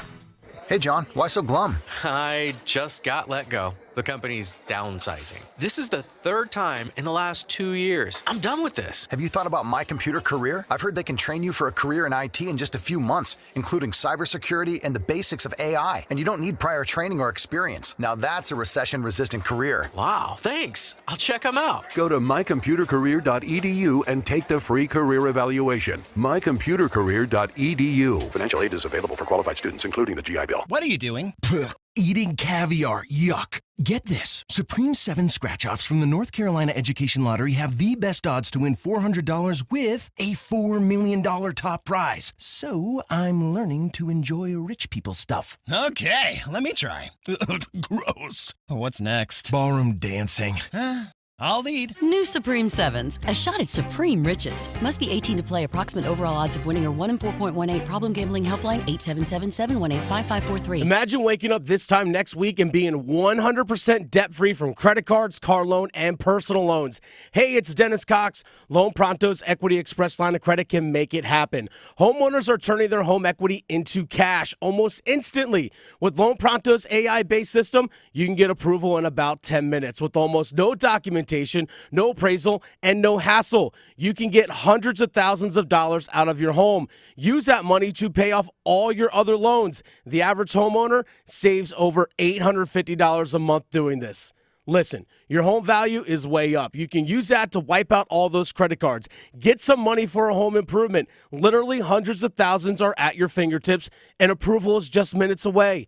Call now, 919-381-1760, 919-381-1760, loanpronto.com, 919-381-1760, NMLS 1661781, subject to lender approval, equal housing lender. High THC products can cause cannabis-induced psychosis and come with increased risks of suicidal thoughts, planning, and attempts. Just Say No, KNOW. Go to justsayno.org today for the facts. A public service message from Johnny's Ambassadors. Bobby Joe absolutely hated her job. Can't hate that job any more than I do. So, time for one of those fancy tech schools? No, I could never afford that. I'm going to Sharky's. Sharky's? Yeah, no better place to relax. Great food, cold beer, good whiskey, darts, billiards. So now you love your job? No, I still hate my job, but I loves me some Sharky's. Sharky's. I highly recommend it. Yeah, everybody loves Sharky's. Sharky's Place, one of the best neighborhood bars in the world. 5800 Durley Road by the Shell Station. Prescriptions require an online consultation with a healthcare provider who will determine if appropriate. Restrictions apply. See website for details and important safety information. Subscription required. Price varies based on product and subscription plan. Hey guys, did you know there's a generic form of Viagra that works just the same, but is 95% cheaper? And you can get it online? Go to hims.com/joy. Through Hims, you'll get a free medical consultation, discreet shipping if prescribed, and the process is 100% online. To start your free online visit, go to hims.com/joy. That's HIMS.com/JOY. This hour of the Triangle Sports Leader is powered by Ritchie Law Firm Injury Lawyers. Visit GotBryan.com. That's GotBryan.com. WCMC HD1 Holly Springs. Take us with you on radio, web, app, Alexa, and YouTube. 99.9 The Fan, the Triangle Sports Leader. I think there's high expectations in New York to finally get to see him play and see what he can do for that Jets organization. I did not get a chance to watch the celebrity golf tournament, but that is interesting that if he was walking a little gingerly, you would have thought that he would be healthy by now. And if that's the case, then I would say that is a little concerning. I figured he'd be full go. It's the Adam Gold Show. I'm Adam Gold, Victoria producing the program. That was Mike Glennon from yesterday. We were talking about quarterbacks. That was about Aaron Rodgers. And look, who knows why it might have looked like he was limping. I didn't watch a ton of the Celebrity Golf Championship. I did watch Rodgers attempt a fairly long birdie putt that he ran about 20 feet past the hole. Must have been a slope. Anyway, he looked to me like he was not walking freely. So that's why I mentioned that. ESPN has been coming up with the top 10 players at every position in the NFL, which I found interesting. By the way, Derek Brown was judged, I think, as the 7th best defensive tackle in the NFL. Interesting. Derek Brown's dynamite. Yeah. We've been talking about this for a while. Brown, to me, is one of those guys that you couldn't move. Brian Burns was the 10th best edge rusher in the league. Seems fair. It seems fair. 10th best. They said that it was basically Burns, and it was almost a dead heat with whoever was like best of the rest. But that sounds like a spot, which will then bring me back to this. We're not talking about the best. We're not talking about the second best. Whatever. We're not Myles Garrett. We're not T.J. Watt. We're not those guys. So why wouldn't you have moved that 2 years ago? Never mind. I'm not even a Panthers fan, and that makes me angry because that's just bad management. Yep. But Rodgers was the 8th best quarterback in the NFL, which in many respects, coming off a year in which he did not play and coming off a year in which he was not great, mostly due to a thumb injury in the last 7 or 8 weeks. If Aaron Rodgers at this juncture is still a top 10 quarterback in the league doesn't have enough good quarterbacks. Yeah. But that's what ESPN, that's what their list spit out.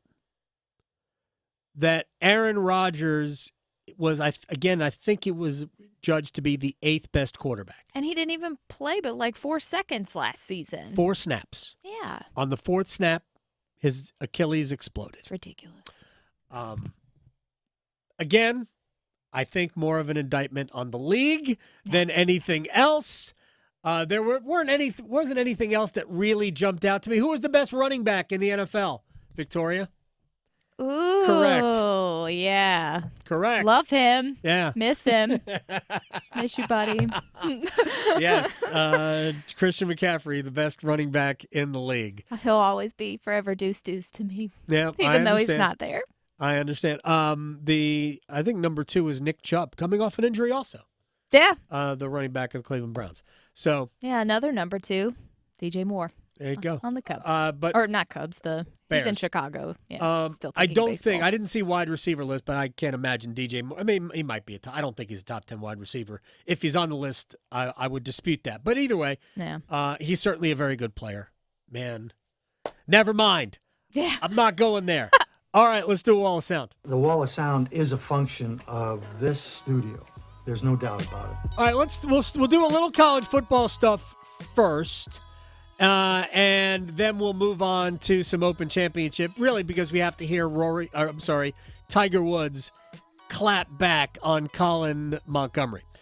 So Greg Sankey is the commissioner of the Southeastern Conference. We talked about it yesterday. We heard Nick Saban talk about the 12-team playoff and why there are still some flaws with not the selection process, but I guess who gets selected, blah, blah, blah.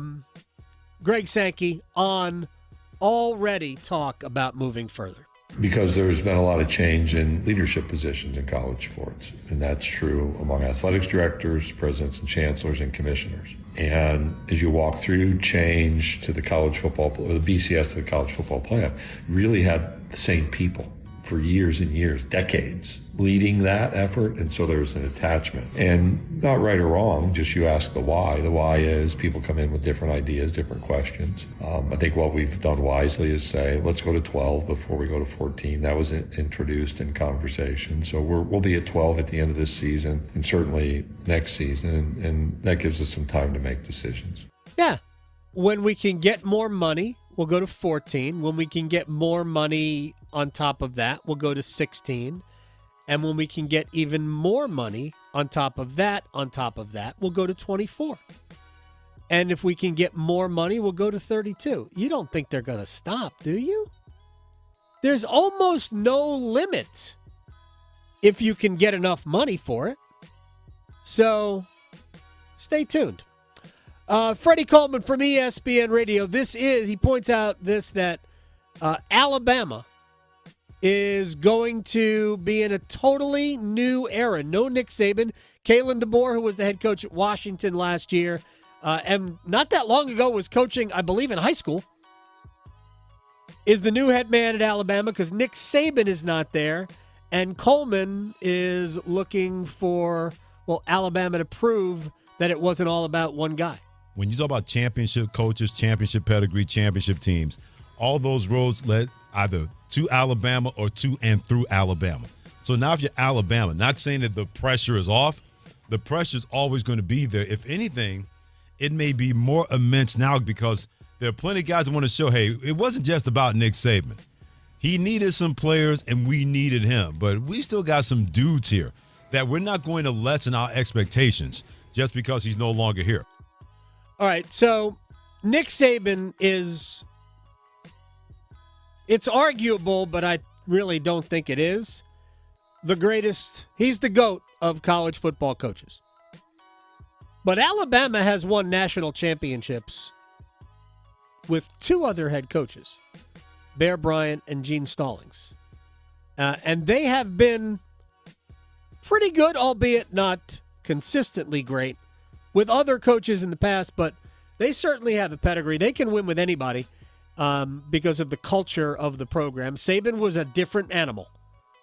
You're just not going to find too many runs of every single year, we're awesome. Every single year. Bobby Bowden was like that in his heyday at Florida State. And clearly Nick Saban was like that at Alabama. All right, now to the chef's kiss. Tiger Woods, who's no longer really capable of contending, I don't think, let alone winning. And he missed the cut at the U.S. Open, and he barely made the cut and then finished last at the Masters. He missed the cut at the PGA. Colin Montgomery, legend of the game, World Golf Hall of Famer, European Ryder Cup stalwart, all of that, who does a lot of media now, has suggested that maybe it's time for Tiger to stop being an active Tiger, and Woods was asked about it today. Tiger, just to almost follow up on that, you've given so much to this game, you've given so much to this championship. But, there was comments, last week from Colin Montgomery who said, why is he here? He should retire. There's no point to this. Do you feel that's a bit hurtful and you've earned the right to you make the decision when you decide? Well, as a past champion, I'm exempt till I'm 60. Colin's not. He's not a past champion, so he's not exempt. So he doesn't get the opportunity to make that decision. I do. That's what I mean. You've earned that. You've deserved it. So when I get to be at his age, I can still make that decision when he doesn't. Savage. Absolutely savage. I love it. I laughed so hard today when I heard that. Good for him, though. Mwah! Sticking up for himself. Mwah! Phenomenal. Yeah. I will bring you back. You don't know this, Victoria. A, you're too young. And B, you don't really care about golf. When Tiger won the Masters in 97, he was paired with Colin Montgomery in the third round. Tiger played his first 2 rounds at Nick Faldo, and then he had the lead going into the third round. Montgomery was in second, and Montgomery knew he was going to play with Tiger. So after his second round was interviewed, and he made some comments about just see how it's like playing in the final group. It's a difficult experience, and Tiger shot like 65, and Colin shot like 74 or something like that. So yeah, Tiger in his career has made a habit of taking. These are not necessarily slights, but he makes them slights, and he shoves them. And he also has history, apparently, with Colin. So there's that. Absolutely. That was what I was getting at, and it's awesome, and that was fantastic. Yes. Thank you very much, Tiger, for spicing up the Open Champions. Colin Montgomery not in the field. Yeah. Not in the field.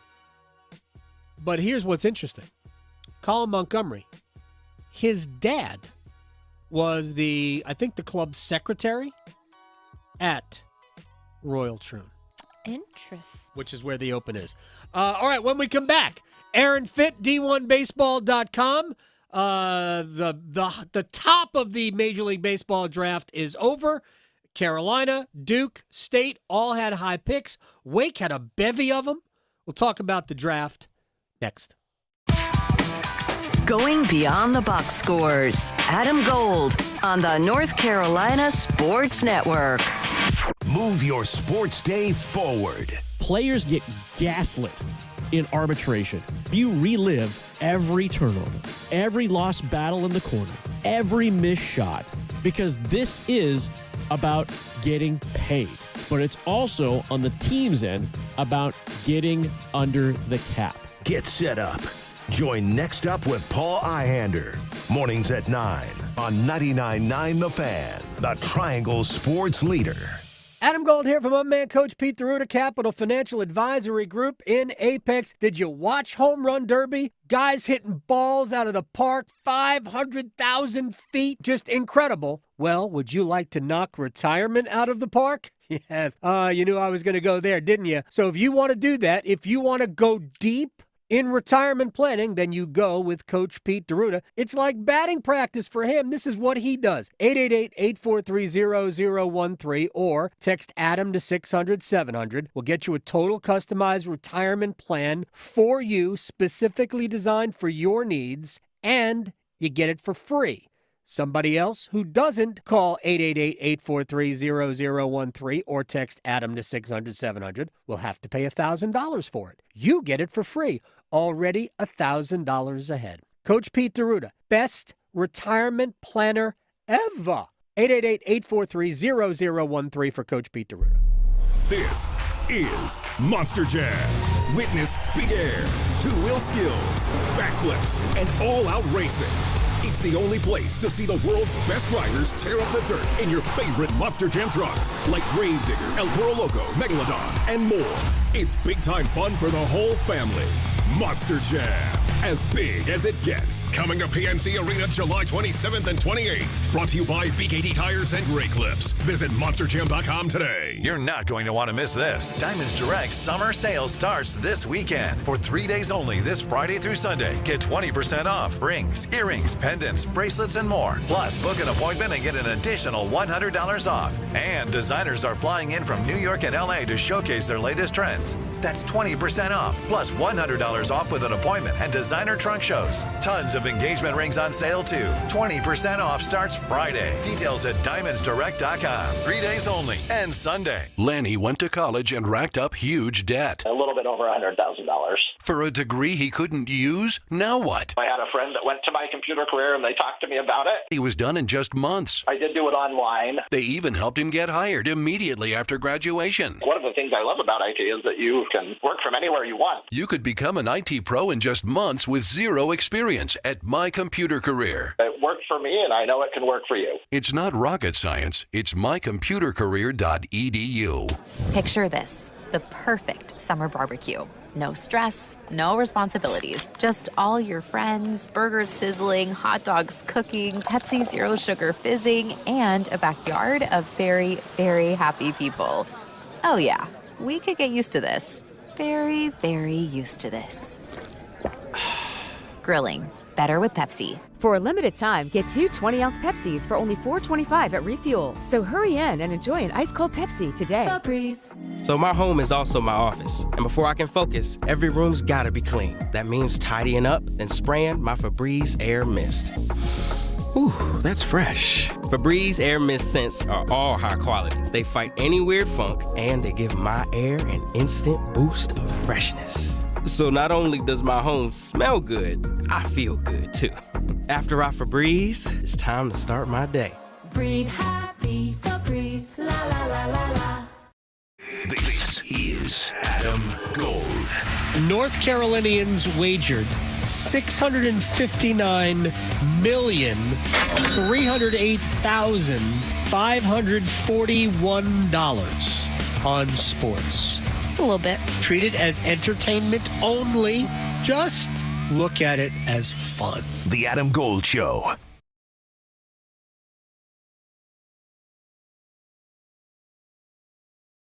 Major League Baseball's draft is in the books. The one and only Aaron Fitt, D1Baseball.com. Great clubhouse guy joins us to kind of recap. Before we get to the draft, there were 42 ACC players taken, 3 from Wake Forest in the first 10. The draft used to go on forever. There were like 40 some odd rounds, really unlimited, I guess, basically. What are your thoughts on the draft really shrinking down to, it almost seems almost nothing at this point, where there was a couple of years ago just a 5-round draft, right? And now is it 10 or is it 20? What is it? So they did go down to 5 during the pandemic year, 2020, because they're just, they didn't even have a season that year, and everything was just weird, not a whack. Now we're back to 20 rounds, which I guess feels like a pretty good number. I mean, overall, I'm kind of opposed to what I view as the shrinking of baseball, slashing all the affiliates, all these minor league teams that got cut really right after the pandemic. I mean, they kind of used that as an excuse to slash, and pinch pennies is really what it comes down to on the MLB side. They're saying that they kind of trust college baseball to develop players, and I think there's some validity to that, and certainly as a college writer, that's not a terrible thing, but I also think it's not great for baseball as a whole to create fewer professional jobs playing baseball, and to have baseball in fewer professional markets. I mean, I think limiting all of those affiliates was a shame, and it also, it really made it harder for players to take time to develop. I mean, there are guys that used to be, it would take 4 years to figure it out, and then they figure it out and they become an all-star, but nowadays there's fewer jobs, there's fewer minor league teams, so if you don't learn fast, you're done. That's right. I don't think that's great either. So ultimately, I mean, 20-round draft, given the number of affiliates we currently have, I think does make sense. But I think you probably needed a bigger draft back when there were more rosters to fill. No question. You also were talking with Aaron Fitt, D1Baseball.com, the reliance on college players now. I know last year there were a lot more high schoolers, I think, in the first round. Did the balance tip pretty heavily in favor of college players, and does that have anything to do with, like, Paul Skeens going from the draft last year to starting the All-Star game tonight this year? I think it's kind of shifted more and more toward the college side in recent years. And, this year certainly, I think was it 78%, I think, of the guys drafted in the top 10 rounds. 78% were Division I players, which is pretty loud. It used to be, I would say, closer to 60-40 in those top 10 rounds. This is how it felt to me back in the day. But I think college players are safer. I think, the college programs do a great job developing guys now. There's a lot of resources poured into this stuff. I mean, a lot of the pitching labs that you see and the other strength facilities and all these things, and the support staffs that these guys have, a lot of times are better than what they're going to see in the minor leagues. And so I think it does make sense that we're seeing teams take advantage of that in the draft. Is, hey, these guys are already pretty well developed because the college programs have done a good job with them. And so that's part of it too. But certainly, there's a lot of risk averseness, I think. I don't know if that's a word, averseness, but I think teams in the draft they're looking for guys that are pretty safe bets, and especially in the first round, it's a lot of college players. They're still going to have some guys, that they're going to factor in from the high school ranks every year, especially the really, can't miss high-end guys, the Bobby Witt Juniors. When those guys come along, they're still going to go towards the top of the draft. But this year, the first, 8, 9, 10 picks, 8 picks were all college guys. First 8 picks. And so, that to me was pretty striking, in addition to just the overall kind of college heaviness of the first round of the first 10 rounds. Before I get to a couple of other players specifically, and I mentioned Paul Skeens, who came out of LSU and now is just mowing people down for the Pirates and will start tonight in the All-Star game. What are the chances that Chase Burns, who was the second player taken for Wake Forest, what is the chances that he follows a similar path? Yeah, I think you could put him in the big leagues today. Right. If you ramp them back up, and he would get outs. I mean, there's no question. It's ridiculous major league caliber stuff, as good as you'll see in the big leagues. I mean, that slider. I talked to a lot of scouts this spring who said that's as good a slider as they've ever seen. And it's ridiculous. It's coming, and it's 87 and 90 miles an hour with tremendous bite and tight spin, and by the way, he can throw 100 off of that. And he'll also drop in a curveball. That's the thing is.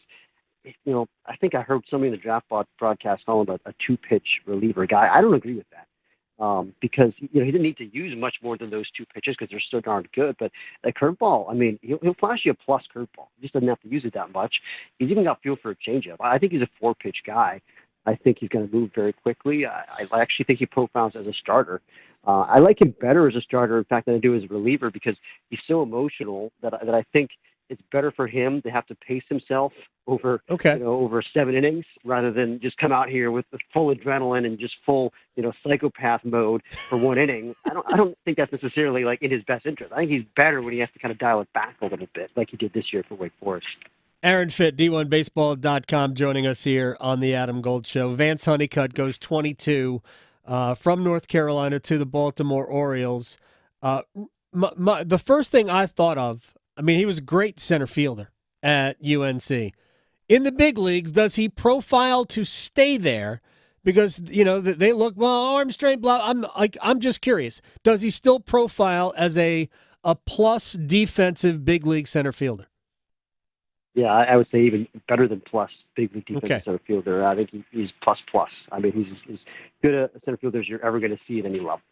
Already, really. You talk to the longtime scouts in the Carolinas, and they'll say Jackie Bradley was the best I ever saw until Honeycutt came along. And it's it's really, really special instincts in addition to the speed, just the athleticism and the reads. The arm is fine. That the arm is not the carrying tool. If you had a knock, I guess you would say he's not a great thrower, but he's a fine thrower. It's fine. And so, but yeah, that's the thing is there's obvious risk with Honeycutt with the bat because of the strikeout rate.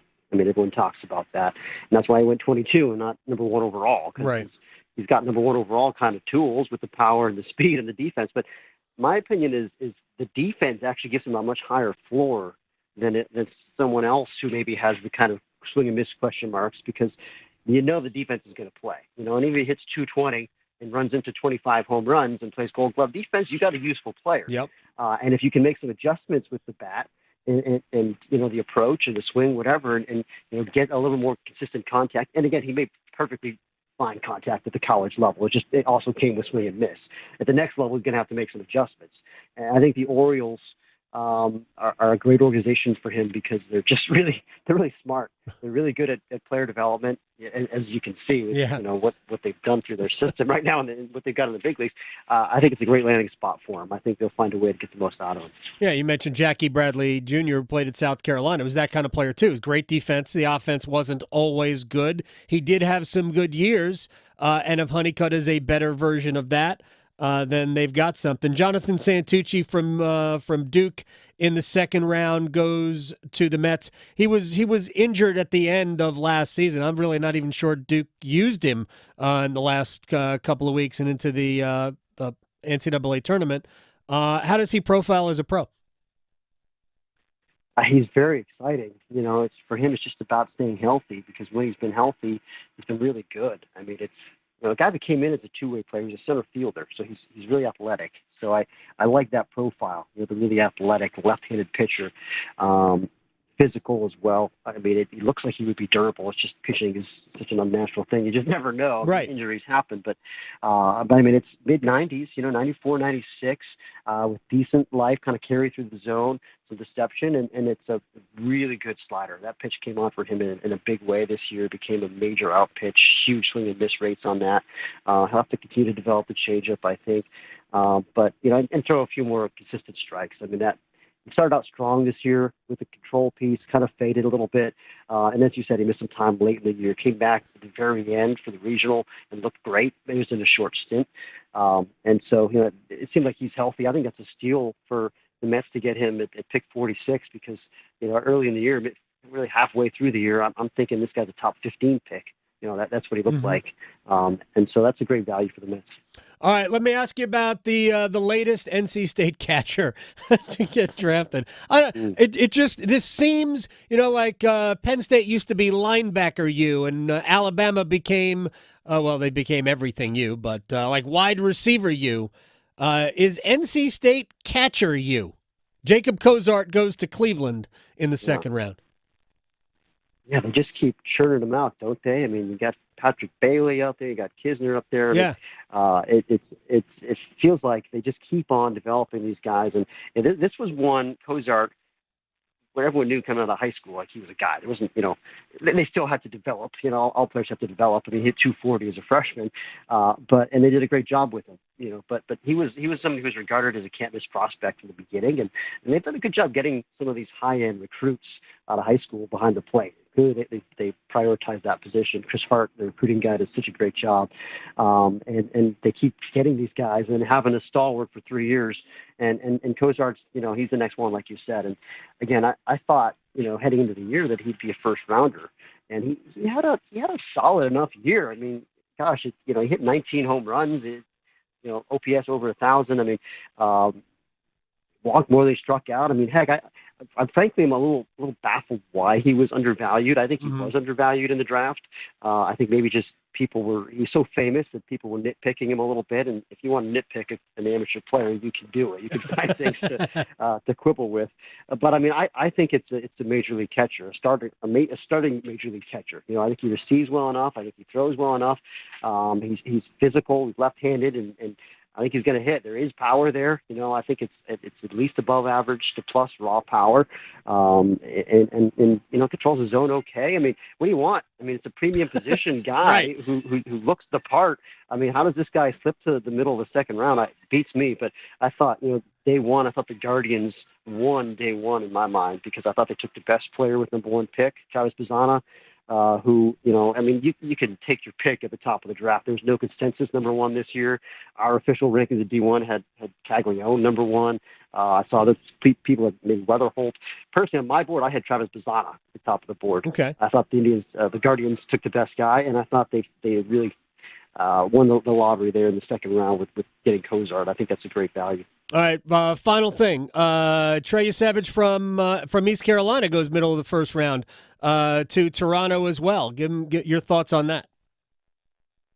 Again, great value there. You know, a guy that could have gone in the top 10 picks. I mean, really, it felt like there was a top tier when it came to pitching this year. I mean, there was Burns and Higgins-Smith, which was kind of, I guess that's because of 1A, right? The very top tier, and then 1B I thought was Savage, maybe Jurangelo Cincha, the switch pitcher from Mississippi State. Switch and then pitcher. There's a big That's so funny to me, the switch pitcher. We have to talk about that another time. Yeah, and he'll probably just be a right-handed pitcher in pro ball. But it's funny because if he were, just a lefty with his current stuff, I still think he'd be a draft guy, and that's how talented he is. But yeah, to get Savage where they did, 15, 20, pick 20, did we say? Pick 20. Pretty good. That's pretty good because you're looking at probably a slam dunk, middle of the rotation starter, in the big leagues. I think that's what he is. I think he's a very reliable, like number 3, maybe number 2 type starter. Really commands a fastball, slider, splitter. Big body guy. The delivery is the one thing. If you're again nitpicking, some scouts don't love the delivery, but I think it's fine. And he makes it work. He repeats it. So I really like that pick a lot for Toronto. Aaron Fitt likes his delivery. He thinks it's fine. And that's enough for me. At Aaron Fitt, D1Baseball.com, great clubhouse guy. Thank you so much, man. We'll talk switch pitching another time. All right, Adam. Have a great summer. I mean, no joke, this kid pitches from both sides. That's crazy. That's insane. All right, when we come back, my favorite golf week of the year, and that sentiment is shared by my good friend Matthew Lawrence, who hosts a golf show in Lexington, Kentucky on ESPN Radio. We'll talk about the Open Championship and more next. Serving it up hot and fresh every day. Adam Gold on the North Carolina Sports Network.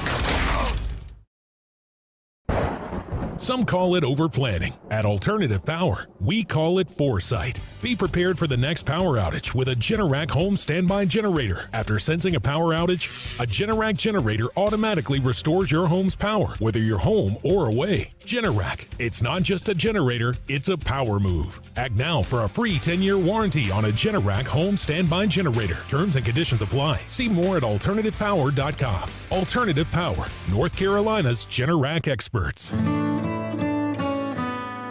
It's the first day of the first grade, and she found a new best friend.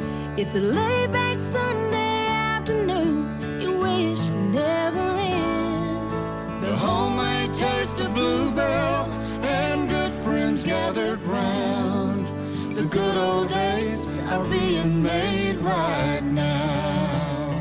The new Bluebell Cookies and Cream Cheesecake is cheesecake ice cream with chocolate cookie-crusted cheesecake pieces and chocolate cream-filled cookies. Again, cheesecake ice cream with chocolate cookie-crusted cheesecake pieces and chocolate cream-filled cookies. Buy two. The good old days are being made right now. The good old days are being made right now.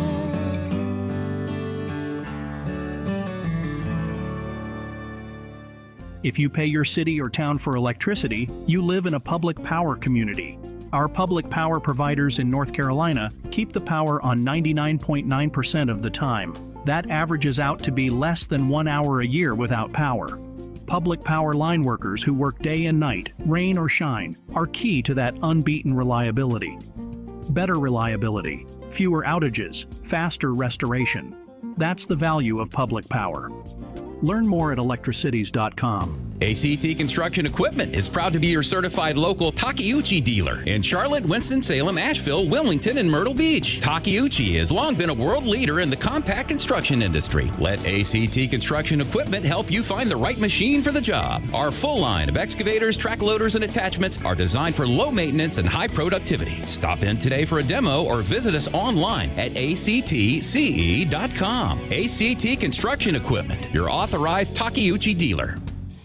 The North Carolina Zoo is celebrating 50 wild years in 2024. Voted top zoo in the nation, the North Carolina Zoo is centrally located in Asheboro. Bring your family for a day trip or a weekend excursion to connect with nature and make cherished memories. Discover towering giraffes, a herd of elephants, a crash of rhinos, and a flock of seabirds. Plus, ride an endangered species carousel and stroll through the exotic butterfly garden. Plan your next outdoor adventure at nczoo.org. NC Medicaid is healthcare coverage for more North Carolinians. Just go to medicaid.nc.gov and fill out the needed information. Or call our Medicaid Contact Center. You can put pen to paper and fill out an application. And email, mail, or drop it off at your local Department of Social Services. And you can work with a navigator like Marvell at your local library. Don't wait, you can apply at any time and get covered starting the date of your application. NC Medicaid is for more people. See if you qualify at medicaid.nc.gov. Have you ever noticed how little things can make a big difference? A word of encouragement to a coworker, or noticing when someone feels down or blue. You never know just how important a kind word at just the right time can be. Just caring or a big smile can make a difference. In North Carolina, we have always taken pride in being kind to everybody. Little things do make a difference. Makes you feel better. Makes everyone around you feel better. This is Adam Gold.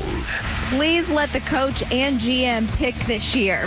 Right. And they put this on the sign outside of the restaurant, and I guess David Tepper actually went inside this restaurant. Do you know that there is security video of that visit? Wow. The Adam Gold Show.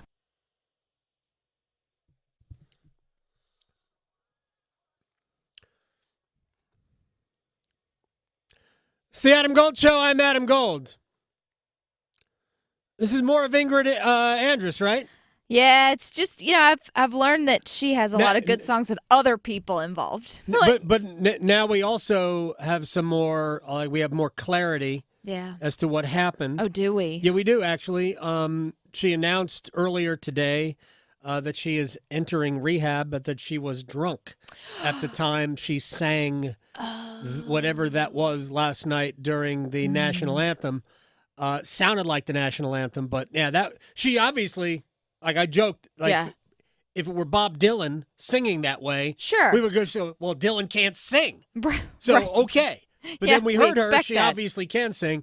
So something else was up, and she's entering rehab. Well, so good for her I hope she gets the help she needs, and I hope that is not her defining moment. Just like I hope our next guest is not defined by the fact that the Yankees got swept by the Mets in a 2-game series about 3 weeks ago at Citi Field. My friend, the one and only Matthew Lawrence at RealRO5 on Twitter. ESPN Lexington Backspin Golf, which airs Sunday mornings at 8 o'clock.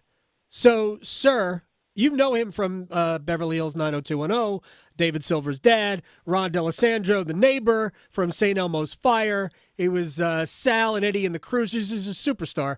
How do you do the golf show during the Open Championship at 8 o'clock in the morning when the leaders are about to tee off in like an hour?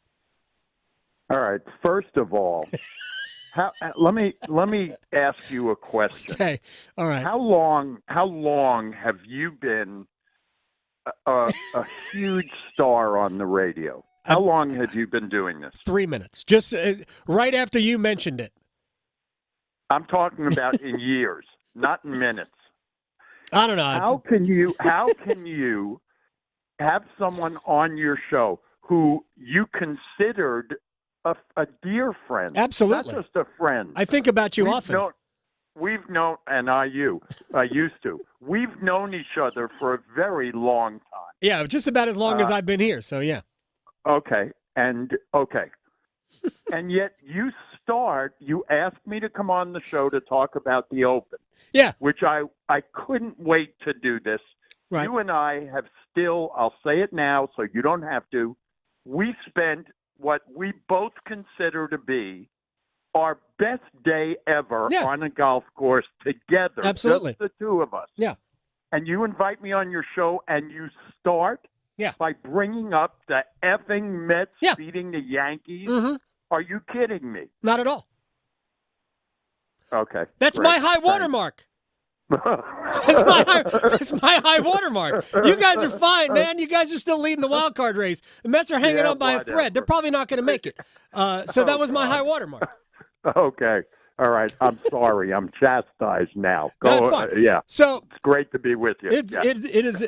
I thought about doing this for a while, and I'm glad it's working out here.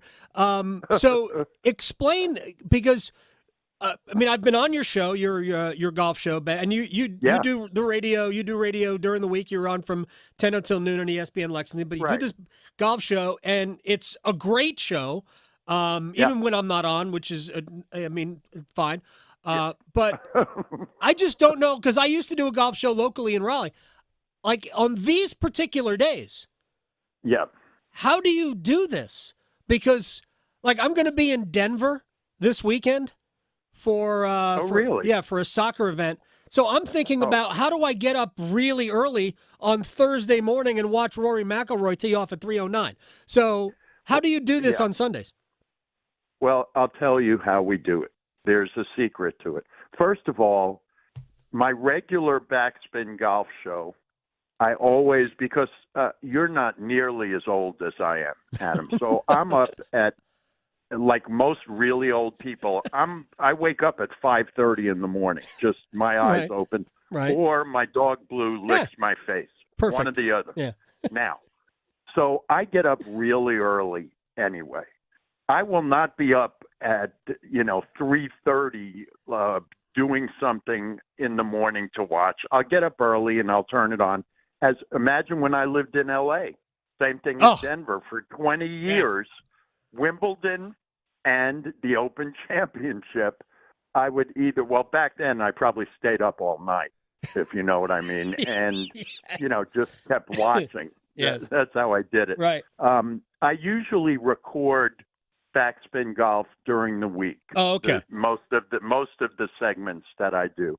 What we do with the 4 Sundays of the final rounds of the majors is the first 3 we do them live on Sunday morning.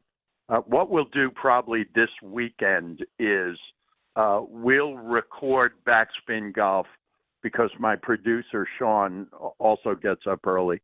We'll record the Open early Sunday morning, and guys will have teed off already, but the leaders will not have teed off. So, that's the way we'll do it. All right. Well, let's. I know you said earlier today on the Twitters that this is your favorite. Maybe it wasn't today. It might have been yesterday. This is your favorite golf week of the year.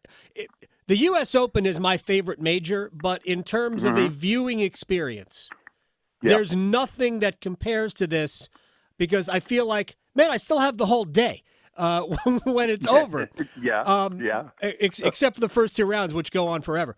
But I think the reason I love it so much is because it's so different looking, and I could stare at an Open Championship golf course forever. Plus, they have names of things like the Coffin Bunker to the left of the postage stamp green, the short par 3 8th, which I just love those little things about Open Championship courses. Yeah, and all the courses in the Rota, as we call it, those of us who are European golfers, the Rota of the courses that are played that they use for the Open, and they rotate. All of them have those kinds of things. I mean, maybe the most famous hole is, I don't know, the road hole at St. Andrews, or the postage stamp, as you just said. And this is not only at Royal Troon. All these courses have holes like this. Is 122 yards downhill, and you can make quadruple bogey there in a second. And it's what makes it so. This is why, and now, because I know you go through the same thing with your show, because gambling is now legal. We didn't used to be able to talk about it. Now we're sponsored by different, our shows are sponsored by gambling apps and all kinds. So now people talk to us and ask us, who are you betting? Who do you have? What do you do? Live betting. What? The thing with these True Links courses is You can be the greatest player in the world, and you get one little wrong bounce and end up in a pot bunker in the middle of a fairway, and you're done. Yep. You're done. It's impossible to pick who is going to win this week. All right, so who do you, since we're talking gambling now, who do you like?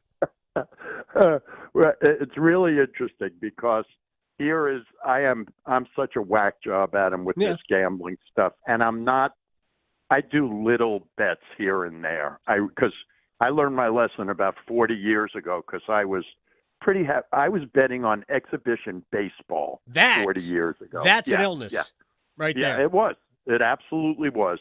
So now I have little things. And golf, I like to do – I very rarely – I'll pick top 10s or top 20s before a tournament. Right. And then I will do some live betting on Sunday morning before the final round. I'll pick a couple of people because then you know who's within 5 shots of the lead going into whatever.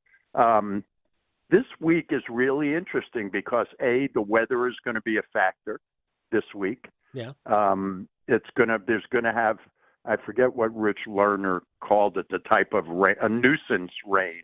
Right. I heard that. Yeah.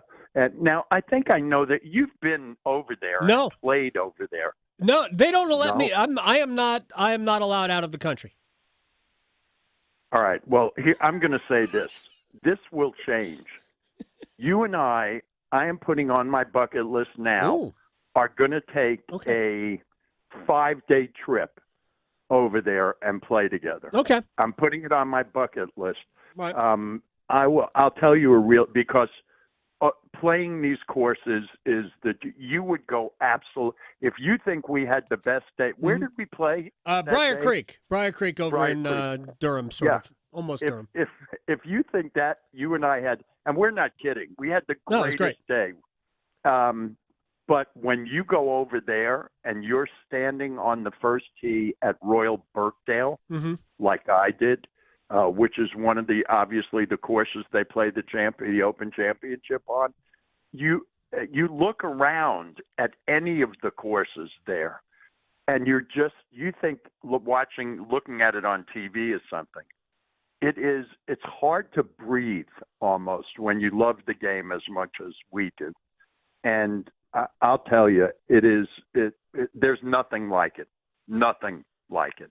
All right, so you won't give me a pick. That's Matthew Lawrence. He's joining us, ESPN Lexington. All right, I'll give you a Golf. pick. I'm taking Colin Morikawa this week. Oh, you're not you're the second person that has given me Colin Morikawa as a winner. That's fascinating to me. It would be his second Open Championship and third major overall. I'm going out on a major limb here and taking Rory McIlroy. I hope so. I hope you're right. Which is, in some ways, a major limb, even though he is the second betting choice, because it has been now more than 10 years. We're coming up on the 10-year anniversary of his last major. It was August of 2014 when he won at Valhalla. I thought I was sick 2 years ago when he blew the Open Championship. Cam Smith shot a final round 64, so I'm not taking anything away from him. And you could tell it was like a slow-moving accident. Rory just wasn't sharp enough on the final day. He clearly was tight. He wanted it too much. Victor Hovland, by the way, was in the same position. Nobody's talking about Hovland blowing that Open. It was always Rory. Correct. But last month, that was a gut punch. And I was going to say gutted. You know, when it's not often when people use that word and you know what it means. That's how I was too. I was gutted. It was devastating. I mean, I did not want normally. I know Rich very well. Rich Lerner, you referenced before, normally I never, ever miss their live from shows. I don't know if they've won Emmy Awards or not, but they should. That is as good a pregame show. I put that up, pre and post. I put that up with Inside the NBA on TNT, College Game Day. Live from is an amazing, amazing stuff. I couldn't. I turned it off. I didn't watch anything golf related for more than a week. I didn't watch. Same. I couldn't handle. I'm positive that I felt worse than Rory. That's how bad I felt. I probably didn't feel worse than Rory. Here's one for you. Tommy Fleetwood. This would be a perfect first major for him. It's not going to need. He's not going to be asked to be a great putter, but he is a great ball striker. He's long enough, and I think this would be a great spot for him to get off the schneid. I would agree 100% with you. It's funny. We have a listener on our daily show who, for years, we've had him on. He's a wonderful gentleman, and he's a writer, and he's a brilliant writer. And we have, for the last 2 years, for every major, we have a contest. His name is Joe, with Joe and my partner on my show and producer and me. And the four of us, we pick 7 golfers. Okay. We're not allowed to use the top 5 in the world. It has to be others than the top 5 in the rankings. We pick 7 golfers at the start of the tournament, and we keep 4 going into the tournament. And it's turned into quite a thing for us. And so I'm in the process now. I have till obviously tomorrow night. I'm in the process of picking my teams. And my hand is up in the air. The 3 names I have so far of my 7 are Brooks, Colin, and Tommy F. Yeah. Those are the 3 names I have. And because I can't use Rory, obviously, I would love it if Tommy Fleetwood could win here too. I will root against him though if Rory is about to win. Yes. I will definitely. Rory is it. I agree with you. I would root against me if Rory was about to win. I would root against you too. Yeah, I know if that. Rory was about to win. But if I was about to win the Open Championship, we'd have a major issue with the Open Championship. Real quick before I let Matthew Lawrence go, did you hear Tiger Woods' response to Colin Montgomery? The greatest. Yeah. As somebody put on Twitter today, a friend of mine, the great Adam Stalin, put, ice cold killer. Yeah. And boy, did you know this. I'm the biggest Tiger fan in the world. And I thought it was the greatest. Yeah, it was the modern day 9 and 8 that he said about said to Stephen Ames after he waxed him at the match play about 20 years ago. Yes, I saw that brilliant line of yours on Twitter too. Thank you very much. Which, of course, I liked, and as I always do with almost everything. All right, your Yankees will get back up off the mat. I'm pretty sure of that. It's too late. Don't try to weasel your way back in. It's too late. And we'll meet again, I think, in a couple of weeks. I think we get the 2 games in the Bronx. The stadium. Yep. Yeah, that's right. Yeah. The 7th Yankee Stadium, something like that. Matthew Lawrence at RealR05 on Twitter. Backspin Golf, you want to check it out Sundays, you can just go online, type in Backspin Golf. It'll come up because it's a great show. I thank you, man. I miss you. I'll talk to you soon. Love you, pal. All right, man. See you. You got it. Matthew Lawrence here talking a little Open Championship golf. It's a very good show. They do a lot of local stuff, but they also just talk about like the tour or the tours. And they just had the PGA Tour was in Scotland this past week. They had the Scottish Open. But because it's a joint PGA Tour DP World Tour event, they actually, those players who did not qualify for that tournament in Europe came over here and played in a golf tournament actually in Lexington or nearby suburban Lexington, Kentucky. So they were out there all week. All right, so Hurricanes fans, I have this for you. We have a bunch of new players. So Shane Gostisbehere, last time Shane Gostisbehere was here, remember the Hurricanes traded for him at the deadline 2 years ago. Gostisbehere wore number 41. He is going to wear number 4 this time around. Sean Walker will wear number 26. I have a little problem with 26, but because to me, 26 belongs to Eric Cole, but other players have worn 26 since Cole has been here. Tyson Yost, or Jost. I don't know. Is it Jost or Yost? I don't know. That's a good question. Is it Colin Jost or Colin? It's Colin Jost. Sounds from right. SNL. Oh, by the way, that's another credit for Matthew. He was on Saturday Night Live. Oh, look at that. Yeah. I asked him actually How a question fancy. about who is it? McKinnon, Kate McKinnon. He said for his money, the greatest ever in the history of SNL. Wow, that's good to know. Kate McKinnon is next level. Yeah. So Tyson Jost is going to wear 27. Brendan Lemieux gave up 28. He wore 28 last year. He gave it up to William Carrier. Carrier's going to wear 28. Brendan Lemieux will wear 22. I know Brett Pesci wasn't here forever. Right. But still. It's kind of, Yeah. I don't know. It just hits a Doesn't little close feel to good. home. Doesn't It feel hits a good. little close to home. But that's fine. Brendan Lemieux can wear whatever number he wants. And if we're wearing 26, then we can wear 22. And Yeah. shout out to Aaron Ward, number 4. And Tyson Jost, 27, Justin Falk. Riley Stillman, who is really a depth defenseman for Carolina, will spend, a good chunk of the year, if not all the year, in the American Hockey League. He's wearing his dad's number, 61.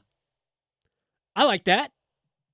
Maybe they just had a bunch of 61s laying around. Maybe. But yeah, his dad, Corey Stillman, wore 61. Riley Stillman is going to wear 61. And Eric Robinson will wear number 50 with the Carolina Hurricanes. So those are new numbers for you. I'm out tomorrow. I'm actually out the rest of the week. I think you'll get Dennis Cox here for the rest of the week. Victoria, thank you very much. Oh, yeah. Right? Got you. Who's your pick to win the Open? Let's go Rory, just to help you feel better. Have a great week, everybody. I will see you all on Tuesday of next week. Bye. Raleigh to Boone, Charlotte to Chapel Hill. Your Carolina is covered. Adam Gold on the North Carolina Sports Network. Oh, let me talk to those of you who are contact lens wearers, and if you are tired of wasting time and wasting money, can I help you? Adam Gold here from my friend